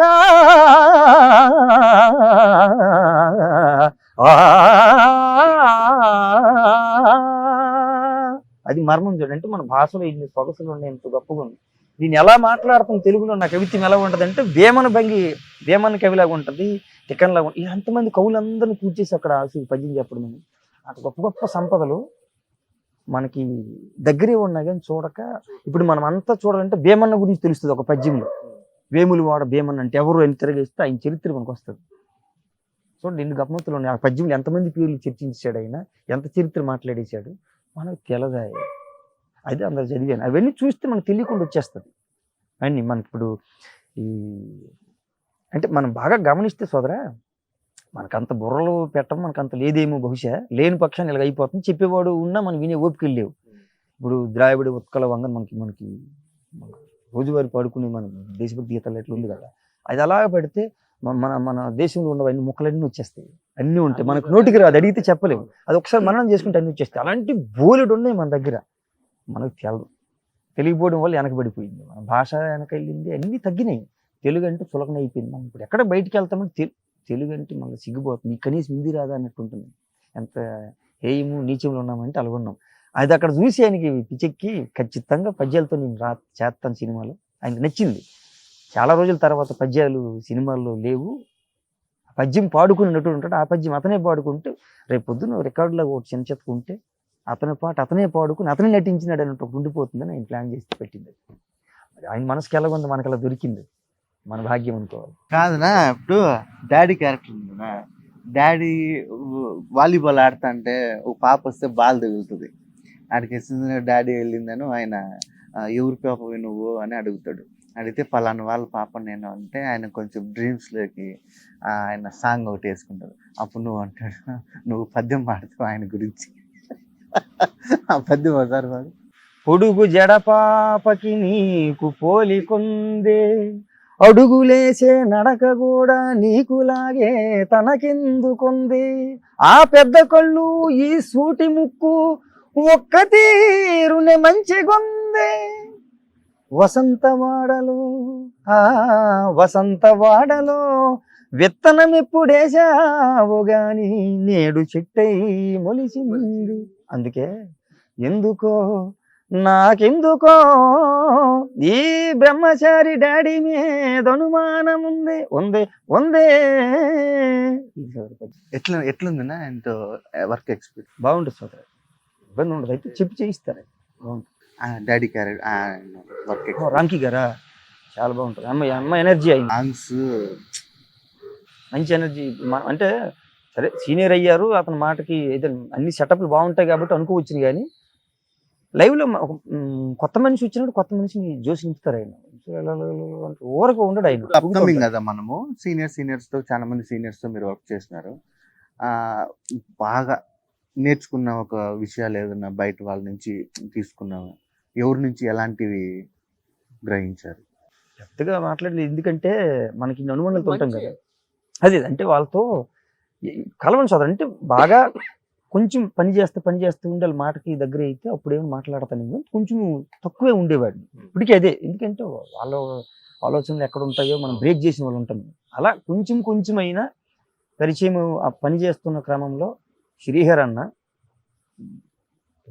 కొరగ 2-3 ముక్కలు ఏవో చెప్పినా వెళ్ళి కలుస్తున్నప్పుడు రారా ఇంటికంటే వెళ్ళినప్పుడు వెళ్తే పర్లేదా బాగుందా ఇలాగ అడిగేది, బాగానే ఉందన్న అని చెప్పేసి ఆయన కొంచెం అంటే భరోసా ధైర్యంగా. మనకి ఏముందంటే మనకు పిలిచి ఇంటికి పిలిచారంటే మదన్ అని ఆయన వీకెండ్లో ఉన్న సినిమా ప్రొడ్యూసర్, ఆయన అటు వెళ్తుంటే హరియాణ దగ్గరికి వెళ్తాను రా తమ్ముడు అంటే వెళ్ళేవాడిని, అలా కలిసి ఇచ్చేవాళ్ళు. అలాగా ఆయన కలిసి రావడం ఇలా జరిగేది. ఆయన అలాగా అంటే మనకు ధైర్యం ఉన్నాడు కదా, ఒక పెద్ద మనిషి మనకి ఒక మనిషి అందుబాటులో ఉన్నాడు మనకి. అక్కడికి వెళ్తున్నామంటే బయట జనాలు ఇలా వెయిట్ చేసేది, చేతులు దెబ్బలు తగిలించుకొచ్చిన వాళ్ళు, కట్లు కట్టుకున్న వాళ్ళు, కేసులు సెటిల్ ఉన్న వాళ్ళు ఉంటే అక్కడ కూర్చోబెట్టి సమర్థించి సర్ది పంపించేది ఆయన. మనం చూసింది అది. అంతమంది పెద్దలు వెయిట్ చేస్తూ ఉంటే మనం అక్కడికి వెళ్తాం, కూర్చుంటాం, ఉంటూ వచ్చి ఇక్కడ ఎవరితో మనం వెళ్ళి చూస్తాం, వెయిట్ చేస్తాం. ఆయన వచ్చి అక్కడికి వెయిటింగ్, మనం వెళ్ళి అక్కడ కూర్చొని ఇంట్లో కాఫీలు తాగుతూ ఉంటే ఆయన చూసేది ఇదేంటి ఎక్కడ ఉన్నాడంటే కదా. సో అలాంటి మనిషి మనకు పిలుస్తున్నాడంటే ఓకే, మనకు భయమే ఉంది, సదిలే అనుకుంటూ వెళ్ళిపోయింది. అలా జగపతి బాబు గారు మాట్లాడుతున్నప్పుడు అట్లేదు హితుడు అని సినిమా, ఆయన 3-4 గెటప్లు ఉంటాయండి, లెజెండ్ అది 2 జరుగుతున్నాయి సైమిల్టేనియస్ సినిమా. అప్పుడు జగపతి బాబు గారు త్రూఅవుట్ ఆయనతోనే ఉంటుంది వేషం కాబట్టి అతను జగపతి బాబు గారు ఒక మాట చెప్పారు, బలి మాట. లక్ష్మణ్, జీవితంలో చాలా కోల్పోతాం, వెనక్కి తెచ్చుకునే అవకాశం కూడా అందిపించుకుంటాం. ప్రతి మనిషికి ఉంటుంది, ఎక్కడో మిస్ఫైర్ అవుతుందేమో కానీ అవకాశం అయితే ఉంటుంది. కానీ ఏది వదిలేసినా పర్వాలేదు, కానీ ఒకటి మాత్రం విలువైంది కన్నీళ్ళు, అవి ఏడబెడతాడు పెట్టకూడదు అన్నట్టు చెప్పాడు ఆయన. అది విలువ, దాని విలువ మామూలుది కాదు. డబ్బులు పోయిన ఎందుకు ఏడుస్తూ వస్తాయి, మనిషి పోతే ఏడు అన్నాడు ఆయన. అంటే అంత గొప్ప మాట. కన్నీరు ఊరకే పెట్టొద్దు అన్నాడు ఆయన. మరి ఏ ఉద్దేశంతో చెప్పాడు కానీ ఆయన ఈ రోజుకి చెవులో అంటే ఆయన గుర్తొస్తా సౌండ్ నాకు గుర్తొస్తుంది, బట్ ఆయన చెప్పలేదు. ఆయనతో పని చేసిన సంగతి కూడా ఆయన మర్చిపోయినారు. జార్జి రెడ్డి సినిమా చూశారంట, వెళ్ళిపోతా ఉంటా షూట్కి వెళ్తున్నాను, మనం అవన్నీ చెప్పలేం కదా అన్న, మీతో చేశానని బాగోదు, ఆయన ఏదో కూర్చుని ఎలా ఉన్నారంటే అలా వెళ్ళిపోతాను, పక్కన వెళ్ళి కలు చెయ్యిపోని ఒక ఆయన అన్నారు. ఆయన బాగోదు వెళ్ళగంట ఉంటే జార్జి రెడ్డి చేసావు కదా, అవునన్నయ్య అని ఏవో 2 మాటలు చెప్పారు. అక్కడ ఆయన పర్సనల్ మేకప్ సార్ ఆయన మనతో పాటు సినిమా చేసాడండి మీతో పాటు అని చెప్పారండి. ఏం సినిమా? నేను ఇప్పుడు చేసాడు, అదంత గుర్తుతా వీళ్ళు గమ్మత్తుందని అన్నారు. అంటే అవి ఆయనతో అంటే ఇలా చేసిన వాళ్ళు అందరూ ఉన్నారు కానీ గుర్తుండిపోయిన మాట చాలా మంది చెప్పుకుంటారు, బట్ ఇది సరైన మాట ఉండిపోయింది. సమయానికి గుర్తులేదు ఇందాక అన్నాను కదా, కిందకి వెళ్ళిపోయి ఆలోచిస్తూ ఉంటే గుర్తు వస్తాయని. అది ఎగ్జామ్ అయితే ప్రిపేర్ చేస్తాం, మనకు అందుబాటు టక్కన రాదు కదా. అట్లాంటి మాటలు అయింది సరైన స్ట్రాంగ్, ఎంతకు మించి ఏముంటుంది ఇంకా జీవితాన్ని సరిపడి ఏవేవో తెలుస్తుంటాయేమో కానీ కన్నీళ్ళు విలువ ఏంటి అనేది మనిషి ఎప్పుడు ఎక్కడ పెట్టాలనేది ఆయన చెప్పిన మాట గొప్ప మాట. అది గుర్తుండిపోయింది మాట, అది జాతిబాబు గారు చెప్పింది. ఎన్టీఆర్ గారిది ఒక పద్యం ఏమన్నా చెప్తావా, మీకు ఇష్టమైన ఒక ఇన్స్పిరేషన్? ఎన్టీఆర్ గారు అంటే గుర్తొచ్చింది, పోనీ అందాం. సొంత ఊరైన సినిమా ఎన్టీఆర్ గారు అంట మొట్టమొదటి కృష్ణుడు వేషం వేసిన సినిమా అంట, చిన్నది ఏదో ఉంటుంది.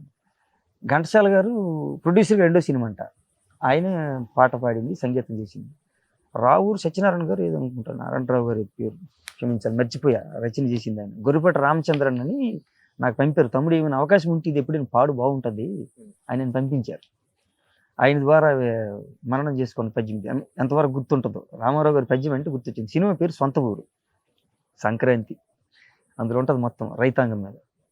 స్వాగతం బోయి స్వాతంత్ర్య సీమకు, ఎట నుండు మనుచు కోయిలలు పీల్చు, రావోయి పాంధుడా రైతు రాజ్యం ఇది చేరరమ్మనుచు రాచిల్క పిల్చు, విడిదిగా మీకిట వెలయించితిమి నీడ విశ్రాంతి గొనుడంచు వేడు తరులు, అలసి వచ్చి తిరేమో ఆరగింపుడు క్షీరమటంచు తలలూపు ఆలమంద, ఎచట చూచిన త్యాగమెందెందుగన్న దానభావం మెదోచు మాగాణులందు, దేవతల ఓలె రైతులు తేజరిల్లు రామరాజ్యం మెసుమ్ము మా గ్రామసీమ, రామరాజ్యం మెసుమ్ము మా గ్రామసీమ.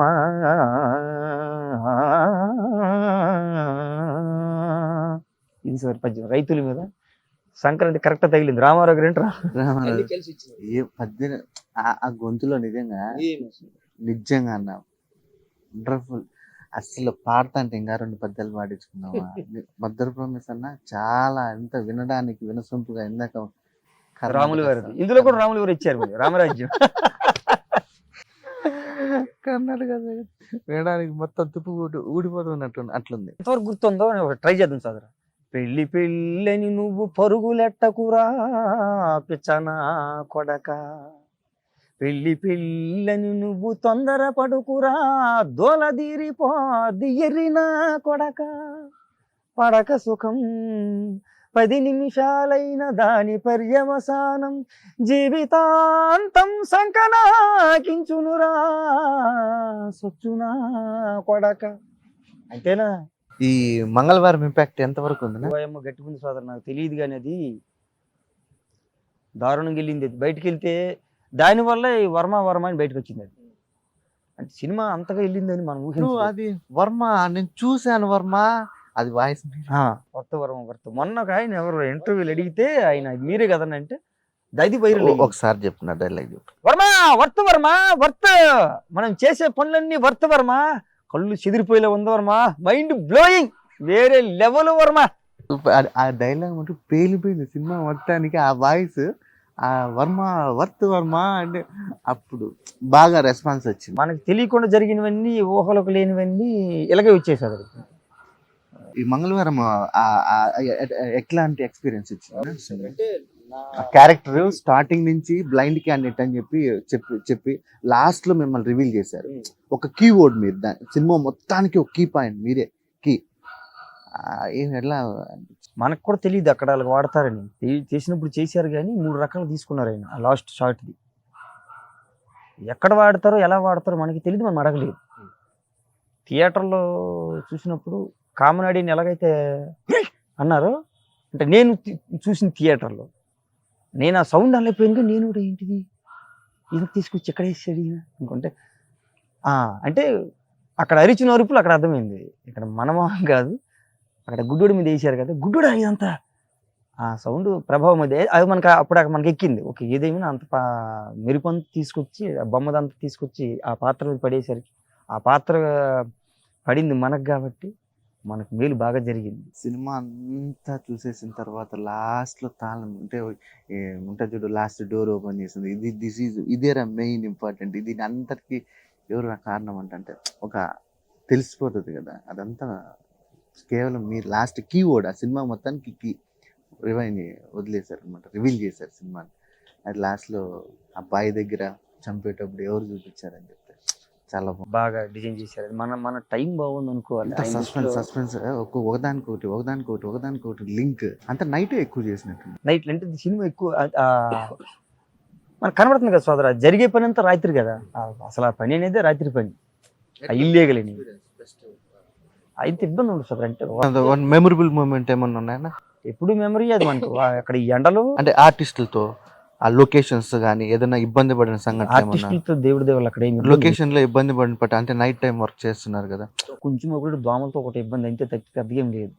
ఎండ వచ్చినప్పుడు, ఎండలో ఉన్నప్పుడు మనకి నిక్కర చిన్నది, ఆ ఒంటి మీద రంగు పూసుంటారు, నెత్తి మీద అంబర్ పౌడర్ ఉంటుంది, కళ్ళలో లెన్సులు పెట్టారు. అంటే ఆ చిన్నపాటి నలుపు కూడా కొంచెం తెలిపుచ్చి ఉండాలండి. పెట్టినప్పుడు కళ్ళు పెట్టింతాం కానీగా అది తెలుస్తుంది కదా ఉండని అని పెట్టించారు ఆయన కావాలని. అది కళ్ళు కరకరలు ఆడుతూ ఉంటాయి అందులో. అది మనకు అలవాటు పడ్డాక టైం పట్టింది. ఈ లోపల గాలి వేస్తూ ఉంటే అది పడిపోతా, అంబర్ పౌడర్ పడతా ఉంటే చాలా బాధ వేసి. గోడ మీద పేరు రాసినప్పుడు పరిగెత్తుకుంటా పోతా అంటే మీ పేరు ఎవరు రాసినట్టు, మీ పేరు రాసినట్టు అది ఒకసారి చెప్పండి. ఏం లేదు సార్ అంటే, కాశీరాజు గారు నాకు ఎందుకు భయం వేస్తున్నాడు అంటే, నీకెందుకురా అన్నాడు.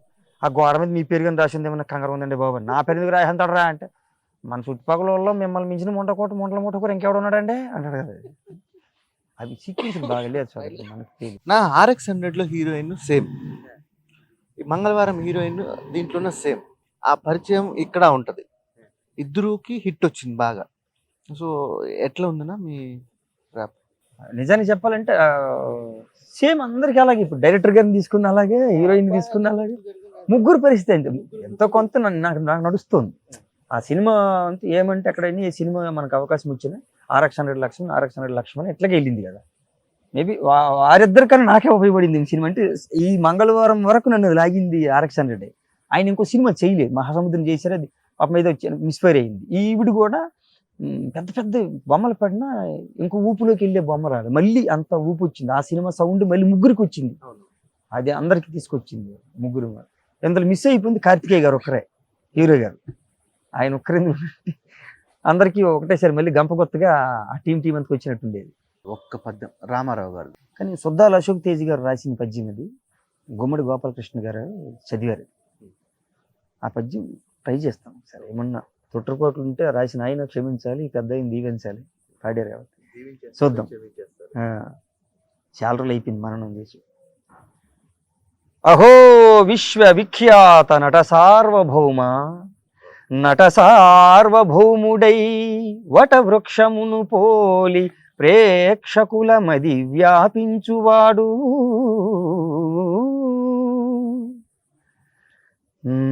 నయనాభిరాముడై నియమ గంభీరుడై కంఠీర ఉండై కదలువాడు, విశ్వవిఖ్యాతుడై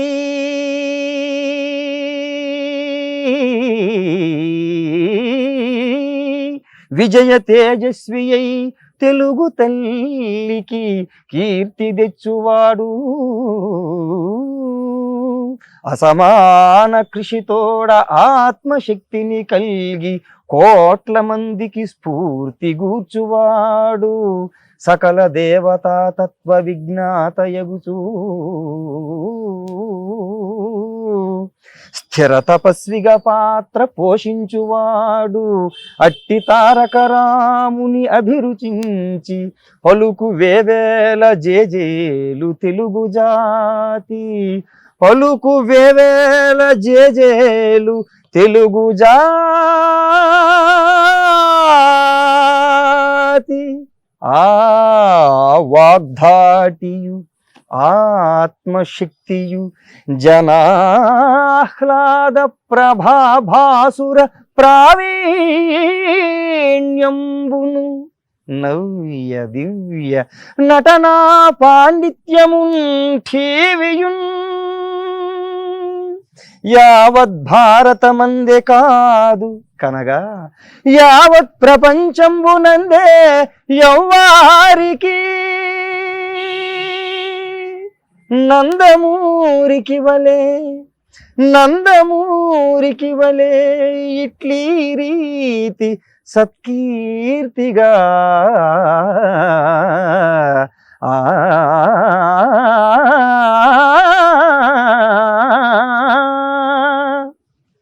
రామారావు గారు సూపర్ అన్న.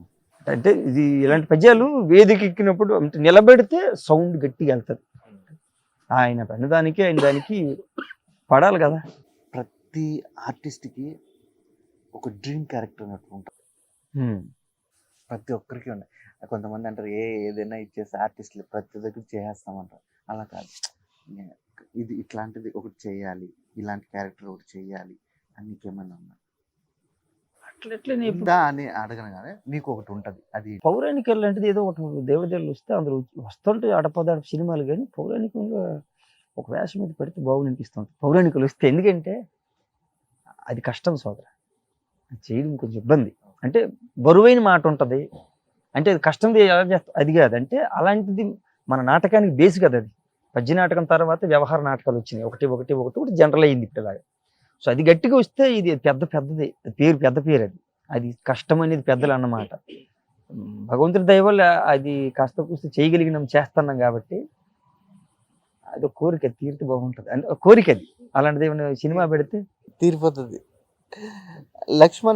లక్ష్మణలో ఇప్పటి వరకు కామెడీ జోనర్ చూసాం కదా, సీరియస్ జోనర్ ఉంటుంది కదా. ఎంత వంగబీటి సిన్సియర్గా సీరియస్ రోలే.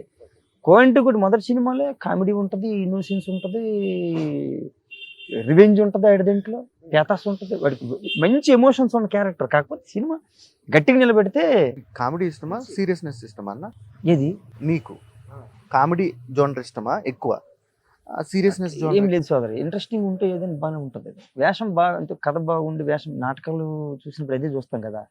సినిమా అంటే మనకు అంత ఏం తెలియదు. కాకపోతే మన వేషం అలాగ వెళ్తున్నప్పుడు తొట్టుపోటు లేకుండా వేషం సాగుతుందంటే చాలు. కామెడీ ఏదైనా లేదు, ఏదైనా పంచి ఉండాలి, పంచి పేల్చగలగాలి ఆ టయానికి. మనం ఆ మూడ్ని బట్టి వెళ్తుంది అంతే. కానీ కామెడీ పేతాస్ ఇట్లాంటి కష్టంతో కూడుకు అంటే ఏమాత్రం అన్బ్యాలెన్స్ అయినా ఇబ్బంది అవుతాయి అని అంటారు పెద్దలు. కామెడీ ఏడుపుది, పేతాస్ ఇది కూడా కొంచెం ఎక్కువ తక్కువలు అయితే తీసుకో, టైం మిస్ అయిందిరా అంటారు, అందుకే టైమింగ్ ఆర్టిస్ట్ అంటుంటారు కదా. సో అది రెండు కొంచెం కష్టం అంటారు. అలాంటివి బాగా చేయగలిగితే మన అదృష్టమే. నమ్ముకుని ఉండిపోతే అని చెప్పడం కూడా కరెక్ట్ కాదేమో. దీనిలో ఉండిపోతే అంటే ఏదో ఒక పని, ఏ పని ఏదో అనుకుని మా పనిలో కాస్త కూస్తుంటే దానిలో మన ఒక 20 ఏళ్ళు అనుకుందాం. 20 ఏళ్ళు ఒక టైం కదా. 60 ఏళ్ళు బతుకుతామేమో, 70 ఏళ్ళు బతుకుతామేమో పరిశ్రమలో, ఈ ప్రపంచంలో. మనం ఎంచుకున్న ఫీల్డ్ 20 ఏళ్ళు ఉంటామేమో. ఆ 20 ఏళ్ళు చేసిన దానిలో మనం చేసిన పని ఏదైతే ఉంటుందో దానికి తగ్గ గౌరవం, గుర్తింపు ఖచ్చితంగా వచ్చేస్తుంది. ఏ పని అని నాకు అనిపించింది. పెద్దలు చెబుతుంటే నమ్ముకుంటే వస్తుంది, నమ్మితే వస్తుంది అని అంటుంటే నేను ఒక పందాలు వెళ్ళేవాడిని. కష్టపడితే ఫలితం అంటే కష్టానికి ఫలితం అని ఒప్పుకునేవాడిని కాదు. అందరూ కష్టపడతారు, ఫలితం అందరికీ ఒకలా రాదు కదా. ఎవరికి ఎలా వస్తుంది? ఇద్దరు ఒకే రోజు ఒకే ఊరు నుంచి బస్సు ఎక్కొచ్చు, ఒకటే ముహూర్తంతో ఎక్కొచ్చు, దిగచ్చు, అన్నీ ఒకలా చేయొచ్చు. కానీ రిజల్ట్ ఎందుకు ఒకలా ఉండదు? ఇద్దరు ఎగ్జాంపుల్ రైతుకి తీసుకుందాం. ఇద్దరు ఎకరం మడిచ్చినా, ఎకరం పండించినా, నీళ్లు అన్ని ఒకేలాగా దానికి సాగు చేసినా ఫలితం వచ్చినోడికి, తూకం వేసినప్పటికీ ఎంతో కొంత కొరత ఉంది, ఒక మనిషికి ఎక్కువ ఉంది. కారణం ఏంటంటే అదే నసీబ్, అది రాసింది జరుగుద్ది. అలాగే దాన్ని నమ్మి వెళ్తాను కదా. కష్టం అనేది నేను చెప్పలేను, కానీ ఉంటే మన పరిశ్రమ ఎంతవరకు ఉందో అంత వస్తుందో రాదో చెప్పను, కానీ ఖచ్చితంగా అయితే ఒక వెలుగు అయితే వస్తుంది అనేది, మనం చేసిన పనికి గుర్తింపు వచ్చింది అనేది నమ్మకం వచ్చింది. నమ్మకం ఉంది. దానికి కష్టంగా ఫలితం అనేది తను పడితే వచ్చిందని అంటే మరి మొదటి నుంచి పడతాను 20 ఏళ్ళకి రావాలి. కష్టపడితే అంటే రిజల్ట్ రావాలి కదా. అది కాదు, కష్టం అనేది నేర్పుతుంది, రావాల్సిన రోజు వస్తుంది. కష్టం అనేది కామను, వచ్చిన రోజు వస్తుంది. కానీ చెయ్యాలి. ఒక 2 ఏళ్ళు 3 ఏళ్ళు సినిమాల్లో, ఒక 5 ఏళ్ళు టార్గెట్ పెట్టుకుంటూ వస్తానంటే రావచ్చు. బహుశా అలాంటి వాళ్ళు వచ్చిన రావచ్చును, అందరికీ రావాలని లేదు. ఎందుకంటే ఇది వృత్తి విద్య. వృత్తి అనేది ఇప్పుడు చచ్చేదాకా నేర్చుకుంటూ ఉండాల్సిందే, టెక్నిక్ అనేది. అది మనకు రాదు. సో ఇది 2-3 ఏళ్ళు అంటే కష్టమవుతుందేమో. ఒక టార్గెట్లు పెట్టుకుని వస్తే కాదు అని నేను అనుకుంటా. రాదని అనుకోదు, అది మంచి ఆలోచన కాదు. రాకపోతే వెళ్ళిపోయినా చూసి వచ్చేసిన అనడం కాదు, పెట్టాలి కదా, వదిలేయాలి. దానికి వదిలితే వస్తుంది, ఏదో ఒకటి వస్తుంది. తేగించకపోతే రాదు. మరి నాకేముంది ఎవడున్నాడని ఇక్కడ నాకు రామారావు గారి బంధువులా లేకపోతే చిరంజీవి గారు కానీ నాగేశ్వరరావు గారు కానీ ఇప్పుడున్న పెద్దోళ్ళు ఎవరైనా అనుకున్నారా? ఎవరు తెలియదు. గురుగారి దగ్గర పడ్డాం, ఆయనతో అలాగే వెళ్తున్నాం. రాఘవేంద్రరావు గారు, మురళీమోహన్ గారు ఆ తెలుగుదేశం పార్టీ వాళ్ళతో పనిచేస్తున్నప్పుడు ఆ పెద్దోళ్ళతో బాబు గారు చూస్తా అలాగా చూసేంత ఎవరికి తెలియదు, మన మొహం తెలియదు. చూసి వచ్చాము అలాగా ఓహో వీళ్ళిది అని అయిపోయింది. అక్కడికి వెళ్తామని తెలియదు, అలా కలుస్తామని తెలియదు. కలిసాము, రేపు పని వచ్చిన పని చేస్తాం, ఎందుకు వచ్చింది వెళ్ళి అని అట్లా వెళ్ళిపోతా ఉన్నాం, వెళ్తా ఉన్నాం. దాని గురించి ఆలోచన లేదు, ఆశ లేదు, బాధ లేదు. ఏ రోజు ఏది వస్తుందో కొత్తగా మనసులో తెలియదు. ఈ పూటకి ఇది అనుకునేది 2 రోజుకి మారిపోతుంది బ్రెయిన్లో. ఓకే అంటే ఒక వచ్చిన ఆలోచన ఒక స్టాండ్ తీసుకుని ఏది ఉండట్లేదు. సో మనం చిన్నప్పుడు నెత్తి మీద ఎంటుకలు చిన్నగా ఉండి ఇప్పుడు ఎలా వచ్చింది తెల్లబడ్డి ఎలా ఉంటున్నాయి కదా, అట్లా మన ఆలోచనలు కూడా రూపు మారిపోతుంటాయి. మొన్నటిదేం తప్పు ఈ రోజు రైట్ అనిపిస్తుంది, ఈ రోజు రేపు తప్పు అనిపిస్తుంటే తప్పని కాదు, ఇది ప్రాపర్ ఇది అని స్టాండర్డ్ మనం చెప్పడానికి ఏది లేదు సృష్టిలో. నేను ఫిక్స్ అయిపోయింది బ్రెయిన్, అది ఖాయమేమని. ఏది మనం ఇది అని చెప్పడానికి లేదు కదా, ఎందుకంటే అది ఆల్రెడీ అయిపోయి ఉన్నది. అది రిక్రియేషన్ వెళ్తుంది కదా, మనకు అందలేదంటే ఇది కాదని చెప్తాను. మన బుర్రకు అందితే ఇది బాగుంది అంటాను. అంటే మనం చదవకపోతే, మన కంటితో చూడకపోతే, మనకు నచ్చకపోతే అది కాదనే స్థితికి వచ్చేసింది. సో అది ఏది కరెక్ట్ కాదు. నువ్వు చచ్చేదాకా వెళ్తా ఉన్నప్పుడు ఏది కరెక్ట్, నువ్వు అనుకున్నది నీకు కరెక్ట్గా అయినప్పుడు బయట మాట నీకెట్ట అర్థమవుతుంది, హృదయం ఎక్కడ అర్థమవుతుంది, ఎట్టంటే ఆలోచనలు వచ్చినాయి. ఇష్టమైన ఫుడ్ అన్న అంటే మళ్ళా ఇవేంటి ఎలాగుంటాయంటే సోదరా, ఈ గప్పాలు పోతున్నాడు రా అన్నట్టు ఉంటుంది.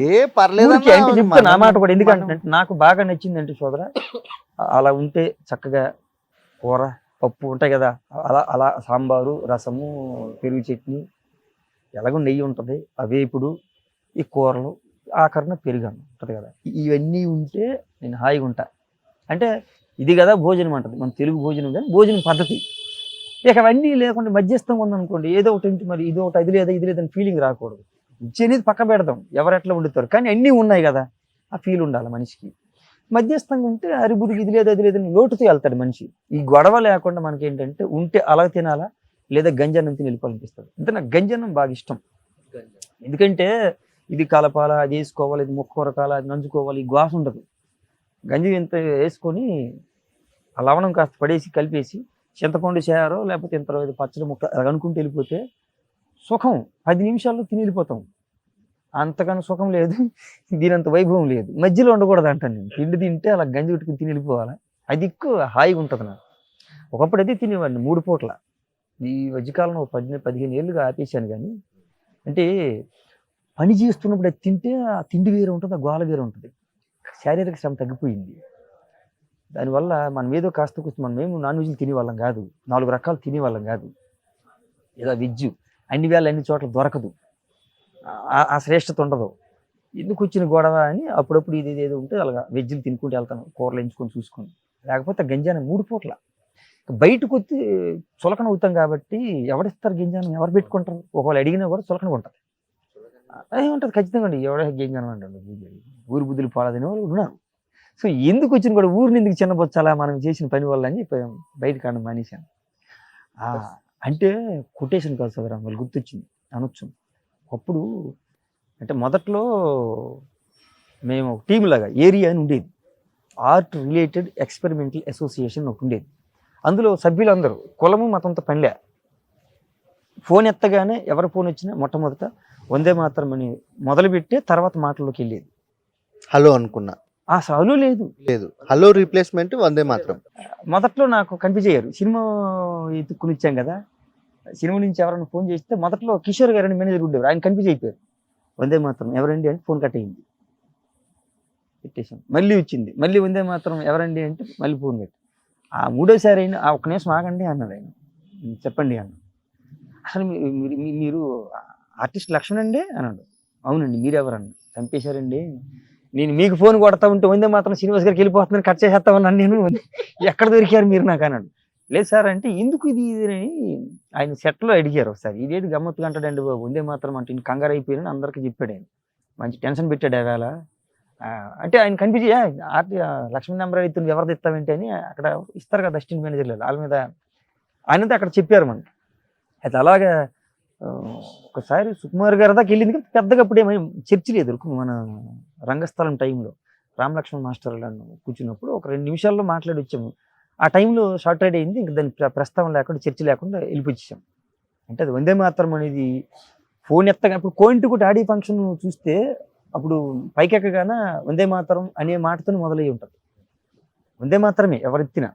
అయితే ఇది మధ్యలో ఆపేసాం. ఎందుకంటే మన మామూలుగా అనే ఊళ్ళో ఉంటారు. వందే మాత్రం పని బిజీగా ఉన్నప్పుడు ఏదో ఒక టైంలో వందే మాత్రం లేవా ముందు అక్కడ పని అయింది లేదు కనుక్కున్నారా ఇలాంటి మాటలు అయినప్పుడు కొంచెం బాధేసింది. అలా అంటారు మనకి వాగ్దోల ఇంకా అది ఉంటుంది, కోపం వెళ్ళిపోద్ది మనకి. అదే ముందు ఏ పదం అంటున్నాం ఎందుకు అయిపోద్ది, లైవ్ కదా వెళ్ళిపోతుంది కదా, ఇంకొక పదం వాడేసి వందే మాత్రం లేవా అంటే ఎంత బాధ అనిపిస్తుంది. జాతీయ కులం మతంతో సంబంధం లేకుండా స్వతంత్రోద్యమంలో అప్పుడు అన్ని రకాల మతాలు జాతులు తెరబడి కొట్టారు వాళ్ళు బ్రిటిషర్స్ని, ఎంటపడ్డారు. ఎంటపడినప్పుడు వాడిని పదం కదండి అదే వందే మాత్రం అంటే. వందే మాత్రం అంటే ఎట్ట అయిపోయింది, ఇది హిందువులే అయిపోయింది. జాతి మత కుల భేద ఏం ఉండదు ఆ పదానికి. అది ఇప్పుడు ఎట్లా అయిపోయింది ఈ సమాజంలో, వందే మాత్రం అంటే హిందువులది మిగతా వాళ్ళు కాదని టైపింగ్ చాలా వరకు మీకు మీకు మీకు అందుబాటులోకి వచ్చింది అని తెలియదు. వందే మాత్రం అంటే భరతమాతకి వందనం దాని అర్థం అంటది. అప్పుడు మన దానికి ఒక సూత్రం పెట్టారు, చెప్పారు మనకి ఏంటంటే వందే మాతరం భరతమాత మహామంత్రం భారతీయుల రణతంత్రం అని. వందే మాతరం అలా వందే మాత్రం వెళ్ళి ఎగబడి తెరబడి కొట్టేది అంటే ఒక మూకుమ్ముడి దాడి లేకపోతే చేసేస్తున్నా అమ్మకు వందనం అని చెప్తా ప్రాణత్యాగాలు చేసిన వాళ్ళు అంటే అంత గొప్పది మహామంత్రం అన్నారు. మంత్రము మూలమంత్రం మహామంత్రం రకరకాలు ఉంటాయి కదా పేర్లు, అట్లా మహామంత్రం అన్నారు. భారతీయుల రణతంత్రం యుద్ధతంత్రం అది ఆ మాటలో వందే మాత్రం అనే పదంలో. దాన్ని అటట్టుగా అపహాస్యంగా మాట్లాడేసి బాధేసి అందుకే వాట్సాప్ స్టేటస్ కానీ పెట్టేసి వదిలేశాను. ఇప్పుడు మనం అనుకుని కరుగతి నిధుని బొట్టు పెట్టాడు ఇట్లాంటివి వస్తున్నాయి. అది ఎన్నాళ్ళు అడ్డం పడింది, ఇప్పుడు ఎందుకు కొత్తగా వస్తుంది అర్థం కాదు. ఇది దానివల్ల అక్కడికక్కడ పరిమితం అయిపోయింది. అనుకుంటాం తప్పేముంది, మన దేశం గురించి మనం మాట్లాడే తప్ప, మన ఇంటి గురించి మనం తప్పులు చేసుకున్నా కప్పుకొని వెళ్ళట్లా. మనం ఏ దేశం మీద దాడి చేసి లేదు, మనం తప్పులు చేసింది అనేది కనబడింది లేదు, ఒకరి మీద పడిపోయి ఆక్రమించుకున్నది లేదు. మన చరిత్ర కాదు భారతదేశం. నాకు తెలిసి నేను విన్నదంత వరకు మనం చదివిన 2-3 పుస్తకాల వరకు మరి మన మీద మనమే ఏడుపుతున్నాం. మతమని గోసని గోలని అని చెప్పి ఎవరి మీద పడిపోయి ఏడ్చింది ఈ దేశం, కొట్టేసింది ఈ దేశం. జెండాకి అవమానమే, ఈ భాషకి అవమానమే. రామ అంటే తప్పు, మతవాదులే మనువాదులే అంటారు. నాకు అర్థం కాదు. అయితే అవుతారయ్యా, వాడి వల్ల మనకేం ప్రాబ్లం అయింది? గుడి గోపురం వల్ల మనకు అడ్డం ఏమైంది? పాడి పంట వల్ల మనకి ఏం అడ్డమైంది? దానివల్ల కదా నిలబడింది ఈ భారతం ఇది, భారతదేశం ఇది ఎట్లా నిలబడింది మనకి?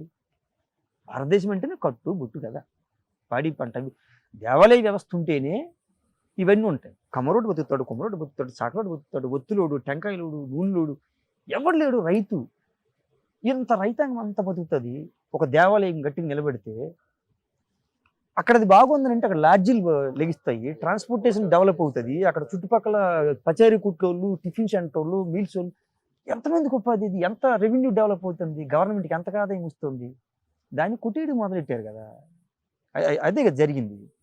అవి నాశనం చేస్తే ఇంతమంది కుల వృత్తులన్నీ నాశనం అయిపోయినాయి. రెడీమేడ్లు వచ్చినాయి మనకి. అంటే మరి మనం కుంటి చేసాం కదా, మళ్ళీ దాన్ని తప్పు అనడం అనేది బాధ అనిపిస్తూ ఉంటుంది. బొట్టు పెడితే తప్పు అయిపోతుంది, రామ అంటే తప్పు అయిపోద్ది, మునివాది అంటే నీది నువ్వు అంటున్నప్పుడు తప్పులేదు. నీకు ఎప్పుడు అనలేదు, ఎప్పుడు ఈ సమాజంలో నుండి ఎవడు నువ్వు అదే ఇప్పుడు అనలేదు, వాళ్ళ మీద పడి కొట్టేద్దామని నాకు తెలిసినప్పుడు ఎవడు అనలేదు మనం తిరుగుతున్న వాళ్ళలో. ఇది మాత్రం ఎందుకు వస్తుందో అర్థం కాదు. పక్క పెట్టినట్టు చిన్న చూపు చూస్తారు. ఇది అంటరానుడికి తొక్కేరు అంటారు కదా, ఆ పదాలు పట్టుకుని ఎక్కడ చదివారు, ఏ బడిలో చదివారు, ఎలాగ రాయడం మొదలు కాకుండా ఇలాగ రాయడం చదువుకొచ్చారేమో ఇలాంటి వాళ్ళని అనిపిస్తుంటుంది. అంతే కదా, రివర్సల్ వస్తూ ఉంటారు వాళ్ళంతా. అలా అనిపిస్తూ ఉంటుంది. వందే మాత్రమే పదం చదువుకున్నప్పుడే, ఇప్పుడు ఫోన్ మారింది, బుద్ధి మారింది, ఎదిగినాము, ఆ కమ్యూనిజం ఏవో పేర్లు ఉన్నాయి, వెళ్ళిపోతుంది. అక్కడి నుంచి వచ్చిన వాళ్ళమే మనం కూడా. ప్రతివాడు ఉడుకు నిత్తుతున్నప్పుడు ఊపుతూ ఉంటాడు అందరూ. కాలం వాళ్ళు తీసుకెళ్తున్న కొద్దీ పరిచయమైన మనుషులు, చదివిన పుస్తకాలు రకరకాలు మనుషుల మీద ప్రభావం చూపిస్తాయి. ఆ పుస్తకాలు చదివితే అలాగే తయారవుతాం, ఈ పుస్తకాలు చదివితే ఇలాగే తయారవుతాం. సాంగత్య దోషాలు అంటారు కదా, అట్లాంటివి అంటుకుంటాయి. అది కనుక ఎక్కడో తగలకపోయింటే మనం విప్లవం అనేది అదే అన్నట్టు వెళ్ళిపోయి ఆ ఎర్ర జెండా అనుకుని వెళ్ళేవాళ్ళం. అదే మనం ఉండేవాళ్ళం. కానీ వెలుగుతున్న కొద్దీ రక్తపాతం లేకుండా ఒక సామరస్య భావనతో ఉన్నది ఏదైతే ఉంటుందని చూస్తే విప్లవం అంటే అదే కదా మార్పు. మార్పు అంటే మంచి జరగాల, ఒక ప్రాణం తీయడానికో ఇంకోటి చేయడానికో కాదు కదా. అసలు భారతదేశంలో పుట్టిన ఈ గ్రంథాలకు కానీ పురాణాలకు మించిన విప్లవాలు ఏమి ఉంటాయా అంటే నేను చదివిన దీని ప్రకారం అంటున్నా. వాల్మీకి అంటే ఇప్పుడు వేపనోళ్ళు వేపనలు అంటాం, వాల్మీకి వేపనోడా కాదు, వ్యాసులు గారు వేపనోళ్ళ కాదు. అంటే ఆదికవి అన్నారు మళ్ళీ ఆయనకి. ఇట్లాంటివి ఇచ్చినవి ఎన్ని ఇచ్చారు? వాళ్ళు చదివితే రామాయణం లాంటి వాళ్ళు చూస్తే మనం తేలిక ఏంటంటే రామాయణం సీతమ్మ పెళ్లి చేసుకున్నాడు, అడవులు వదిలేశాడు, లంకకి ఎత్తుకెళ్ళిపోయాడు, రాముడు మళ్ళీ తెచ్చాడు, అనుమానించాడు, అగ్గిలో పడేశాడు, బయటకు వచ్చింది. ఇట్లాంటిది అపహాస్యంతోనే బతుకుతున్నాం తప్పితే మనకు తెలదు. రామాయణం వాళ్ళకి అలా పైపోయిన 4 ముక్కల కథే తెలుసు మనకి, అంతకుమించి తెలదు. ఎంత గొప్పది! తండ్రి గురువుతో పంపుతున్నప్పుడు, విశ్వామిత్రుడితో పంపుతున్నప్పుడు ఆయన చెప్పింది చెయ్యి అని చెబితే కిక్కురు మన కొండ వెళ్ళిపోయినాడు రామచంద్రుడు. ధనుస్సు ఎవరైతే అది ఎత్తి విలుని ఇది శివదర్భంగా ఉంది కదా, దాన్ని ఎవరైతే చేస్తే వాళ్ళకి ఇచ్చి నా బిడ్డని ఇచ్చి వివాహం చేస్తానంటే ఆయన స్వయంవరం ప్రకటించాడు. రాజు అన్నాడు ఆయన దశరథుడు. ఎవరైతే అది అది బ్రెయిన్లు పెట్టాలి మనం. రాజులు రాచరికలు అనలేదు ఆయన. ఎవరైతే అది ఎవరైనా కావచ్చు. ఇప్పుడు కులాలు మతాలు మీరు పెట్టారు, మీ మతాలు పెట్టి మనసు పెట్టిందని ఆయన చెప్తే ఇది ఏం చెప్తాం మన దానికి మనం? బ్రిటిషుడు వచ్చిన తర్వాత వచ్చిన చరిత్ర మాట్లాడుతున్నారా, బ్రిటిష్ ముందు చరిత్ర మాట్లాడుతున్నా మనం తెలియాలి మనకి. అది తెలిస్తే మన బుర్రలో కొన్ని బుజ్జులన్నీ చక్కగా అవుతాయి, బూజులు పోయి. అంటే ప్రతి దాంట్లో మంచి ఉంటుంది, చెడ్డ ఉంటుంది. మనం క్రియేట్ చేసి జొప్పించే ప్రక్షేపాలంటారు, ప్రక్షిప్తాలు అవి చేర్చేసి దాన్ని ఎట్టట్ట చేసి మనం తక్కువ చేశారు తప్పితే ఎక్కడ తప్పు ఉంది అందులో? అయిపోయింది. తండ్రికి తెలియకుండా నేను పెళ్లి చేసుకోలేదుగా, మా తండ్రి గారు కౌరు పెట్టండి అన్నాడు, పిలిపించాడని చెప్తున్నాడు పెద్ద. తండ్రి దగ్గర వచ్చిన తర్వాత బోల్డ్ జరిగింది. మరి అక్కడ చెప్పదంటే అది వెళితే లోతుకి వెళ్తే తెలుస్తుంది, చదువుతూ ఉండి పెద్దలు చెబుతూ ఉంటాయి. మనం ఏదో 4 ముక్కలు మాట్లాడుకుని వెళ్ళిపోతున్నాం, ఇది కాదు. శూర్పణఖంట చెవులు ముక్కు కోసేస్తే రాక్షసి వెళ్ళిపోయింది కదా లంకకి. ఎవడాడు అనేది అరుస్తారు కదా రావణయ్య. అరిస్తే ఆవిడ అన్న ఒక మాట అన్నదంట, తరుణం రూపసంపన్ను సుకుమారో మహాబలవు నువ్వు ఉంటుంది. రామరక్ష స్తోత్రంలో ఒక రాక్షసి అన్న పదాన్ని తీసుకొచ్చి మిడిచారు కదా. అది మన సాహిత్యం, మన సంస్కృతి గొప్పతనం. ఎవరు నదరు వాల్మీకి కోకిలమన్నారు. ఎవరు వదిలేశారు మన వాళ్ళు? అందరికీ లేపారు. అంటే గుణమున్నోడికి అక్కడ కృష్ణ పరమాత్మ అన్నట్టు ఆ 4 వర్ణాలే కదా. నువ్వే కులంలో పుట్టావు, నీ మానసికంగా పుట్టింది ఇది కాకుండా నువ్వు ఆచరించే కర్మ ఏదైతే ఉంటుందో దాన్ని బట్టి నిర్ణయం చేస్తాను. ఇప్పుడు టీచర్కి వచ్చావు బ్రదర్, ఏ కులం అని టీచర్ని అడుగుతాను, వ్యాపనుడు అంటాను ఏంటి? విద్య నేర్పి గురువుని. ఆ వృత్తులు ఉన్న ప్రతివాడు, మనిషికి చీకటి అనేది ఒకటి ఉంటుంది, ఆ చీకటితో లేచి వెలుగు నింపే గురువు ప్రతివాడు బ్రాహ్మడే, అంటే బ్రహ్మజ్ఞానం కలిగిన వాడు అంటారు.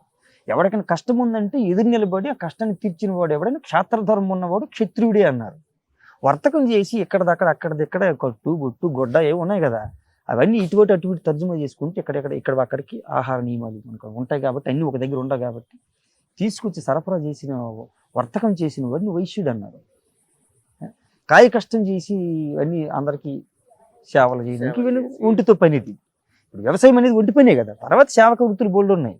వీడు శూద్రుడు అయ్యాడు. ఇందులో కులాలు ఏదైతే ఎవడ పెట్టాడు ఏంటి చేసి అప్పుడే ఉన్నాయి, కానీ అక్కడ ఎప్పుడు అంత తొక్కిసలాట ఇక్కిసలాట ఏం లేదు.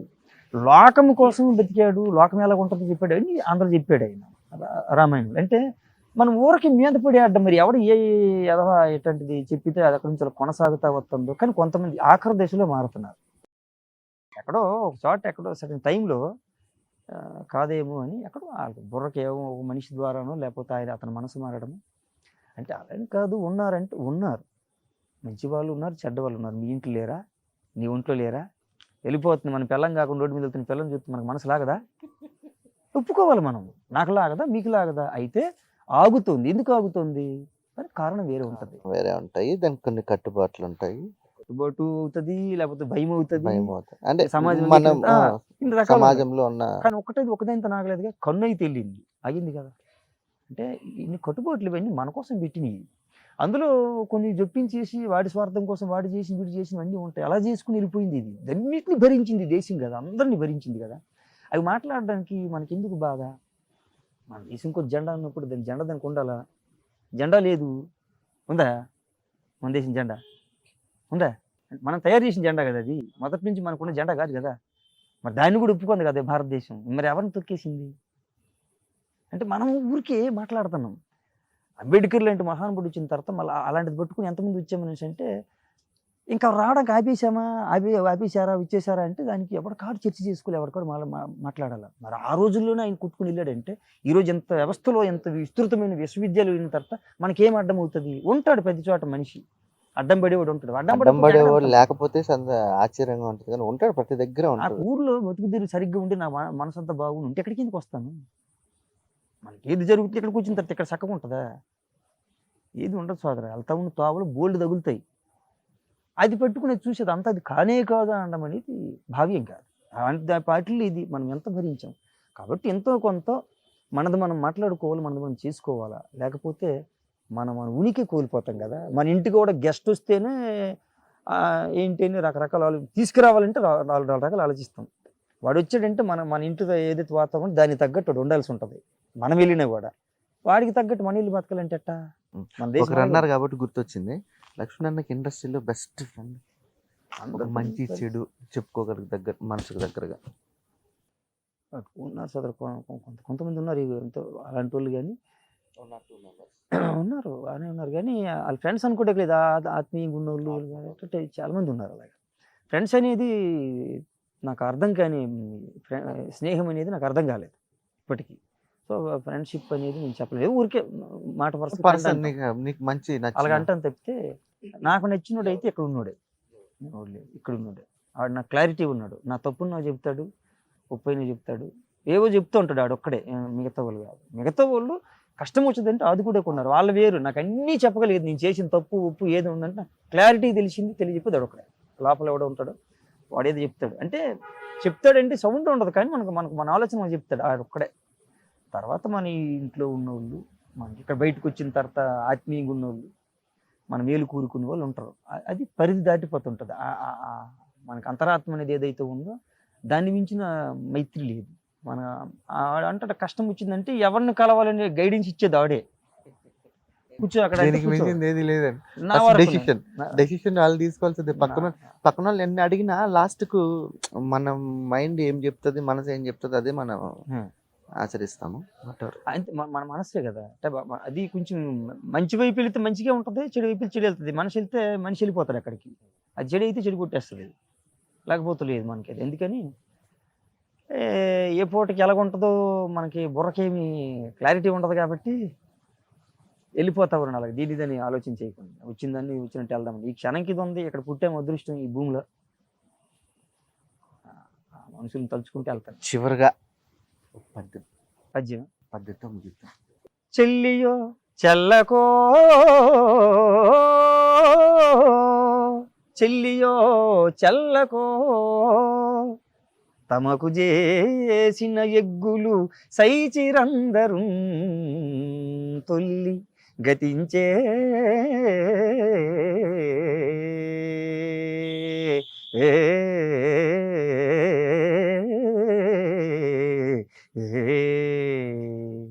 నేడు నన్ను దూతగా బంపిరి సంధిసేయా,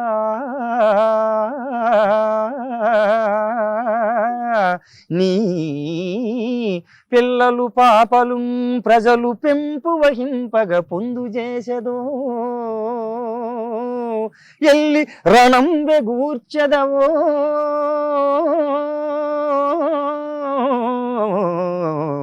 ఓ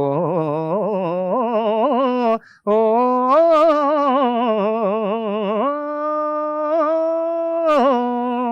పొందు చేసెదో రణం బెగూర్చెదవో ఏర్పడ చెప్పుము కౌరవేశ్వరా. ఆ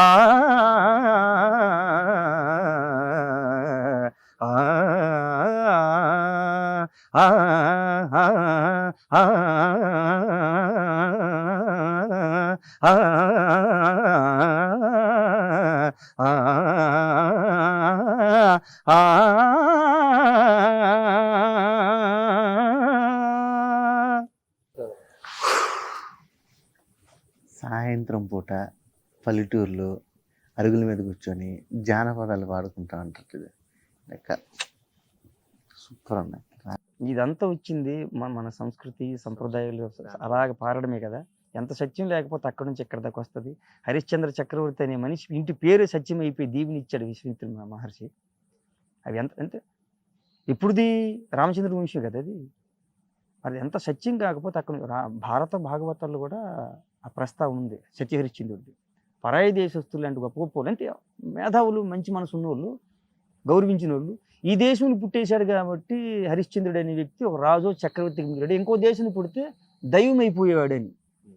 అతను సత్యాన్ని నమ్మిలినంత వెళ్ళిన దానికి సత్య హరిశ్చంద్ర అని పేరే పూర్తిగా అయిపోయింది. అలాంటి అంటే మనదంత గొప్పది. అవన్నీ కుంటుపడ్డాయి. డొక్క సీతమ్మ లేదు, ఇంత ఫుడ్ పెట్టింది ఆవిడ. బ్రిటిషర్స్ దగ్గర అలా పార్లమెంట్లో బొమ్మ ఉంటుంది అంటారు. అన్యాయం కదా. మనకు కాకుండా అయిపోయినప్పుడు బాధేస్తుంది. ఇవన్నీ సాగకపోతే, రేపు తరానికి ఎక్కకపోతే, వెళ్ళకపోతే కళ్ళు నందులు మూతాం మనం. డొక్క సీతమ్మ అంటే తెలియదు. ఆనందం మదర్ తెరిసా తెలుసు, ప్రపంచం అందరికీ తెలుసు. నేను ఏదో ఎల్కేజీ యూకేజీ కూడా తెలుసు. డొక్క సీతమ్మ అంటే ముసలైపు చచ్చిన డుక్కల లోపల కూడా తెలియదు డొక్క సీతమ్మ అంటే ఎవరో. అన్యాయం కాదు. కోటరామూర్తి పంతులు శాకాహారి, ఇండియన్ హెర్కులేషన్ బిరుదు తెచ్చుకున్న ఆయన, విజయనగరం వైపు అయిన తెలదు. ఇట్లాంటి ఎంతమంది మహానుభావులు ఉన్నారు. శ్రీమదర్జాడు ఆదిభట్ల నారాయణదాస్ గారు, హరికథ పుట్టింది అక్కడ ఆయన దగ్గర. ఏది మనది మనం చెప్పకపోతే పురాణాలు భారత భాగవతాలు ఎవరికి చదువుకుంటే ఏది పక్కన పెడతాం. పుస్తకాలు ఉండి తీసేశారు కదా మన. రాణి రుద్రం దేవి తెలీదు. ఏమైపోయింది మనకన్నీ అంటే పుస్తకాల నుంచి కూడా మాయం చేయడం మొదలు పెడితే ఇంకేం ఎక్కుద్ది మన చరిత్ర. నువ్వు ఎవడు అంటే పలానా ఇంటి పేరు, మీ నాయన ఎవడు అంటే పలానా, మీ తాత అయిపోయి, మరి మీ తాతల నాయన ఎవడు అంటే అయిపోయాయి. అక్కడే అయిపోయింది మనం. సాగించట. ఇప్పుడు ఆ బాధ్యతగా వాళ్ళకి వచ్చి ఉంటే మనకి వెళ్ళేది అది. అలాగా వెళ్ళకపోతే ఇంకేమవుద్ది. మనకు తెలిసిందే పావల, మన కొడుకు బిడ్డకి ఎంత వెళ్తుంది? 10 పైసలు 20 పైసలు వెళ్తుంది. అసలు ముందు మనకు పై దేశాల్లో ఉన్నాయంట ఆ రూల్స్. నీ హిస్టరీ నువ్వు తెలియకపోతే, నువ్వు కొన్ని దేశాల్లో ఇంకొన్ని ఆర్మీలో కొన్నాళ్ళు పని చేయకపోతే ఉద్యోగం ఇవ్వడంట. నీ హిస్టరీ తెలియకపోతే లేదంట. హిస్టరీకి ఇక్కడ ఉందా, చరిత్ర విలువ ఉందా? మన దేశం మీద పడి ఎవడైతే కొట్టి దండి బాధేశాడో వాడు హీరో. దేశం కోసం ప్రాణాలు ఇచ్చేవాడు విలన్ అయిపోయాడు ఈ దేశంలో. మా కర్మ అది మనకు తెలియాలి కదా పిల్లలకి. ఏమి రాసుకుంటూ పక్క పెడితే పిల్లడు తెలిస్తే వాడి విచక్షణ జ్ఞానంతో నేర్చుకుంటాడు కదా రేపు వచ్చినాడు. పూర్తి కుంటుపడిపోయింది దేశంలో. దేశం కొంచెం ప్రాణం ఇచ్చేవాడు లేడు, వాడి పేరు లేదు పుస్తకాల్లో. ఎదుగుతూ ఉంటే దొరకడం కష్టమైపోయింది. ఎంత అన్యాయం కదా అది. మన మట్టి మనకు తెలియకపోతే, మన ఉండి మన వాటం మనకు తెలియకపోతే ఎట్టగా అది. అంటే వచ్చినప్పుడు ఇదంతా వచ్చినప్పుడు ఇలా కలిసి వేసేస్తుంది మనసు. ఇప్పుడు ఇదంతా ఎంతో కొంత పావలో పరకు వచ్చిందంటే కేవలం నాటకం వల్లనో, ఈ పెద్దల ద్వారా సంక్రమించిన విద్య వల్లనో, వాళ్ళు చెబుతున్న మాటల వలనో మనకి ఇక్కడ దాకా కొనసాగి వచ్చింది ఈ మొక్కలు. మనం లేకపోతే ఎంత చదువుకున్నాం ఏమొచ్చింది? ప్రాంతాల్లో నాటకాలు లేకపోతే ప్రాంతం వెనకపడద్దు అన్నది నిజం, సత్యమే వెలుగుతుంది. ఎందుకంటే మహారాష్ట్రలో జరిగింది అది. ఏది మనకి ఏది మహాత్మా జ్యోతిరావు పూలే గారిది అనుకుందాం, మహారాష్ట్ర అటువైపు అనుకుందాం. ఇప్పుడు అంబేద్కర్ గారిది ఎట్లా అనుకుందాం, ఎక్కడ శివాజీ గారిది ఎట్టంటూ మహానుభావులు. వాళ్ళు మనకి ఎట్లా తెలుస్తారు? బుక్స్ వల్లను. అది ఉండాలా, నాటకం ఉండాలి. నాటకం దృశ్యం కరెక్ట్గా కనబడుతుంది. ఇప్పుడు తెలంగాణ మోరుమూల పల్లె లేకపోతే ఊరు పల్లెల్లో రాయలసీమ ఎక్కడో ఒకటి వేస్తే ఓహో ఇదా ఇలా జరిగింది తెలుస్తుంది. వాడు పుస్తకం తీసేవాడు కాకపోయినా కథ చెప్పగలుగుతాడు. రామాయణం ఎంతమంది చదివి ఉంటారు మన ఊర్లో? మనమే చదవలేదు. అమ్మ నేను చదివారా? వాళ్ళు చెబుతారు రామాయణం. ఎట్లా? చూడడం వల్ల, వినడం వల్ల. అది వెళ్ళాలి కదా, పాస్ అవ్వాలి కదా. మొత్తం నరికేస్తా ఉంటే ఎట్టాగా? ఇవన్నీ వచ్చినాయి మనకు. అలాగే ఎంత కూడి తిని ఎంత కంటికి నిద్ర ఉండాలంటే మన అస్తిత్వం మనకు ఉండాలి సోదర. తెలంగాణ సాధించుకున్నట్టు మన అస్తిత్వం మనకు రావాలంటే, నా అస్తిత్వం నాకు కావాలని ఇది ఎలాగైతే అడిగిందో ఈ ముక్క, అలా మనకి జానడు బొక్క ఏదో నిండడం కోసము, లేకపోతే బయటికి వెళ్ళి బతకడం కోసము 4 మాటలు రావాలా, భాష రావాలా, శుద్ధిగా ఉండాలంటే అవి చదవాలా. జాషువా గారు చేసింది అదే కదా. జాషువా దళితుగా అన్నారు కదా. సరే ఆయన ఏకైపో పక్క పెట్టేద్దాం. మరి ఆయన అదే అన్నారు కదా. అక్కడ నుంచి ఆయన చూసి వచ్చిన తర్వాత నేను భాష నేర్చుకోవాలన్నా, భావప్రకటన చేయాలన్నా, ఇంకేదన్నా నా బుర్ర నుంచి ప్రపంచంలోకి వెళ్ళాలంటే నాకు వొకాబులరీ కావాలంట. వొకాబులరీ ఎక్కడది? ఎన్ని మాట్లాడుతున్నాం మనం. రామదాసులు లాంటి వాళ్ళు, ఇంకొక మహానుభావులు రాసిన వొకాబులరీ లేకపోతే ఈరోజు భాషకు పదాలు ఎక్కడే మనకి? మనం పుట్టించామా? వాళ్ళు రాసింది కదా. అన్నమయ్య లాంటి వాళ్ళు అవి చూశాడు ఆయన. జాషువా గారు చూసి అన్నాడు. అయినప్పటికీ ఆయన అన్నాడు దళిత కవి, ఆయన తొక్కారు ఇక్కారు, ఆయన ఏమనలేదు. ఆయన బాగా నిలబెట్టింది అందరూ పంతుల్లే. అది చదివినప్పుడు తెలుస్తుంది. చెప్పలేము సోదర. ఆయన డైరెక్షన్లో మనం వెళ్తున్నాం. అదే ఆయన డైరెక్షన్లో వెళ్తున్నాం కదా. ఆయన ఏం డైరెక్షన్ చేస్తే నువ్వు ఆయన పక్కన పెట్టుకోసేపు నీ ఉంటుంది కదా. కాలం నిర్ణయం ఇప్పుడు మనం కాదనలేము సోదర. జరిగితే డైరెక్షన్లో ఉన్నట్టు ఉన్నావని అప్పుడు అంతే. మనం ప్రైమరీ స్టేజ్లో గురువు గారి కోరిక డైరెక్టర్ అవ్వాలనేది. నేను డైరెక్షన్ వైపు వచ్చేది ఆయన, నేను యాక్టర్ అని గోల. ఆయన కోరిక మేరకు థియేటర్లో పనిచేసాను. మన వరపులు మనం చేసుకున్నాం. అందరూ ఇట్లు ఉంటాయి, పట్లు ఉంటాయి. సినిమా వైపెట్టి మనం రాలేదు. ఏదో మన సర్కిల్ వాళ్ళతో కూర్చొని పని చేసాం కానీ పూర్తి స్థాయి ఒకటి పెట్టలేదు. ఎందుకంటే మనం తెర మీద కనబడాలా, జనంలోకి వెళ్ళాలని కోరిక కదా. అట్లా ఏమంటే తండ్రి నిర్ణయం. ఆ డైరెక్షన్ ఎలా ఉంటే అలాగ వెళ్తుంది. మన స్క్రీన్ ప్లే వేరు, ఆయన స్క్రీన్ ప్లే వేరు కదా. జాషువా గారు అన్నాం కాబట్టి ఆయన అంతరాత్మ పలికిందో ఏం పలికిందో తెలియదు. పెద్దలు నిక్షిప్తం చేసిన అక్షరాన్ని చదివే ప్రయత్నం చేస్తాను. ఒక ముక్క అంటాడు, దేవుడిని తిడతాడు. ఇంట్లో పడుకున్నప్పుడు చీకటి గుడ్డు దీపంతో ఉంటే దీపం మారిపోతుంది, లేస్తాడు, ఏ టుకుటుకు సౌండ్ చూస్తాడు, ఏంటిది ఏమి వచ్చింది, దెయ్యం పిల్లలు తిరుగుతుంటుందని చూస్తే గబ్బిలం తిరుగుతుంది. ఎవరది అని ఎదుగుతాడు. నా ఇంట్లో ఏముంటుంది, వచ్చే ఊరికి దూరంగా ఉండి చూస్తే ఓహో గబ్బిలం నువ్వా అని దాని కథ చెబుతాడు. నా జాతి ఎంత కష్టపడిపోతున్నా ఎంత తొక్కారు అంటే ఇందాక అనుకున్నాం చూడండి. ఆఫ్టర్ బ్రిటిషర్సా బిఫోర్ బ్రిటిషర్స్ వాళ్ళు వచ్చింది ఇది పెంట అంత అనేది. ఆయన ఆత్మఘోషలో అంటే ఆయన చెబుతున్న ఆవేదన గబ్బిలం చెబుతున్నా అంటాడు. చెబుతాడు, ఇక్కడ నువ్వు వెళుతూ మేము పడుతున్న బాధలని కాశీనాథ్ నువ్వు చెప్పమ్మా. ఎప్పుడు చెబుతావంటే ఆ పూజలు లేనప్పుడు నువ్వు శివుడి చెవికి దగ్గర ఉంటావు, ఏలాడుతూ ఉంటావు కదా, మాలాగా కాళ్ళు కిందకెట్టి వెళ్ళావు కదా, ఈ దరిద్ర మనుషుల మధ్యన బతకని కాళ్ళు పైకి తల కిందకెట్టి వెళ్తావు కదా, నువ్వు పుణ్యాత్మురాలవి, నువ్వు వాళ్ళ ముందు శివుడి చెవులు చెప్పమ్మా అని కొన్ని మాటలు చెబుతాడు ఆయన. అలా చెబుతున్న సందర్భంలో దేవుడి మీద చిరాకు పడిపోతాడు. కోపంలో వచ్చేసి నోరు జారేసి ఒక మాట అంటాడు ఆయన. ఆ మాట అని ఇంత నీకు చావు రాదు, మాకు సుఖం లేదు అంటాడు ఆయన దేవుడిని. పక్కన స్పృహకు వచ్చి క్షమించుకుని అడుగుతాడు, అమ్మా నాది ధర్మాగ్రహమే కానీ దైవ ధిక్కారం కాదమ్మా, దేవుడికి నా మాట చెప్పంటాడు. అంటే జాషువా గారు మాట్లాడిన దైవాన్ని దూషించలేదు, ఆ దైవ వ్యవహారాన్ని దూషించలా, అందులో ఉన్న మనుషులు చేస్తున్న పెంటను దూషించాడు. అది ఎక్కడా ఉన్నదే. దాని మీద యుద్ధం చేద్దామని అన్నాడు తప్పితే మరి ఆయన బ్రాహ్మణులతో తిరిగాడు, బ్రాహ్మణులే సన్మానాలు చేశారు, బ్రాహ్మణులే పెద్దవని చూస్తే తెలుస్తుంది. ఆయన ఆవేదన ఉన్నప్పుడు ఒక పిట్టతో చెబుతూ ఉంటాడు. చెబుతున్నప్పుడు ఆడెక్కడ పుట్టాడు, సరే అన్నం కాబట్టి అనగా తప్పదు, ఎవరు ఎలా తీసుకుంటారు, ఎవడు మస్తిష్కానికి వెళ్తే అక్షరం అయితే ఉంటుంది కదా అందం. వీనిను ధరించు భగవంతుడే లేడు, మనుజుడెట్లు వీని కనికరించు, వీడు చేసుకున్న పాప కారణమేమో,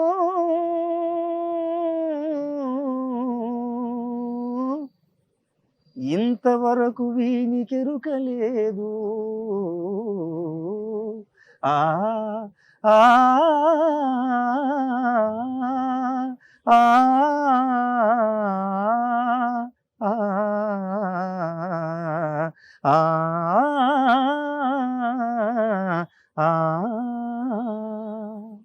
నా సంక్రాంతి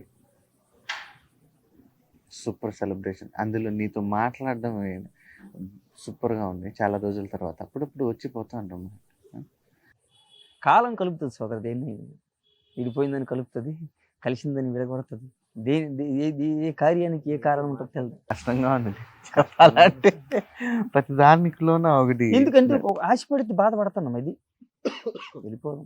సంతోషం సోదరా ఇలా పిలిచి. అంటే మనం మాట్లాడింది ఎంతమందికి నచ్చదో తెలియదు, కానీ ఉద్దేశపూర్వకంగా ఒక మనిషి చెడు కోరుకునే మాట అయితే ఇందులో ఏది భగవంతుడు పలికించలా, ఇన్ ఫ్యూచర్ పలికించడు. కాబట్టి అర్థం చేసుకున్న వాడికి అర్థమైనంత మహాదావి. రేపు అంటే మేమిద్దరం మాట్లాడిన వీడియో, మేమిద్దరం మాట్లాడింది చూసిన వాళ్ళకి నచ్చాలని కోరుకుంటాను, నచ్చుతుందని ఆశిస్తాను. సినీ జోష్ కొంతమందికి ఖచ్చితంగా జోష్ ఇస్తుంది, అందరికీ జోష్ రాకపోవచ్చు, కానీ సత్యం ప్రకారమే జోష్ వస్తుంది. అందరికీ ముందస్తుగా మన సంక్రాంతి పండుగ శుభాకాంక్షలు. బాగుంటే సినీ జోష్ ఛానల్ని సబ్స్క్రైబ్ చేయని వాళ్ళు ఉంటే చేయండి, లైక్ కొట్టండి, షేర్ కొట్టండి.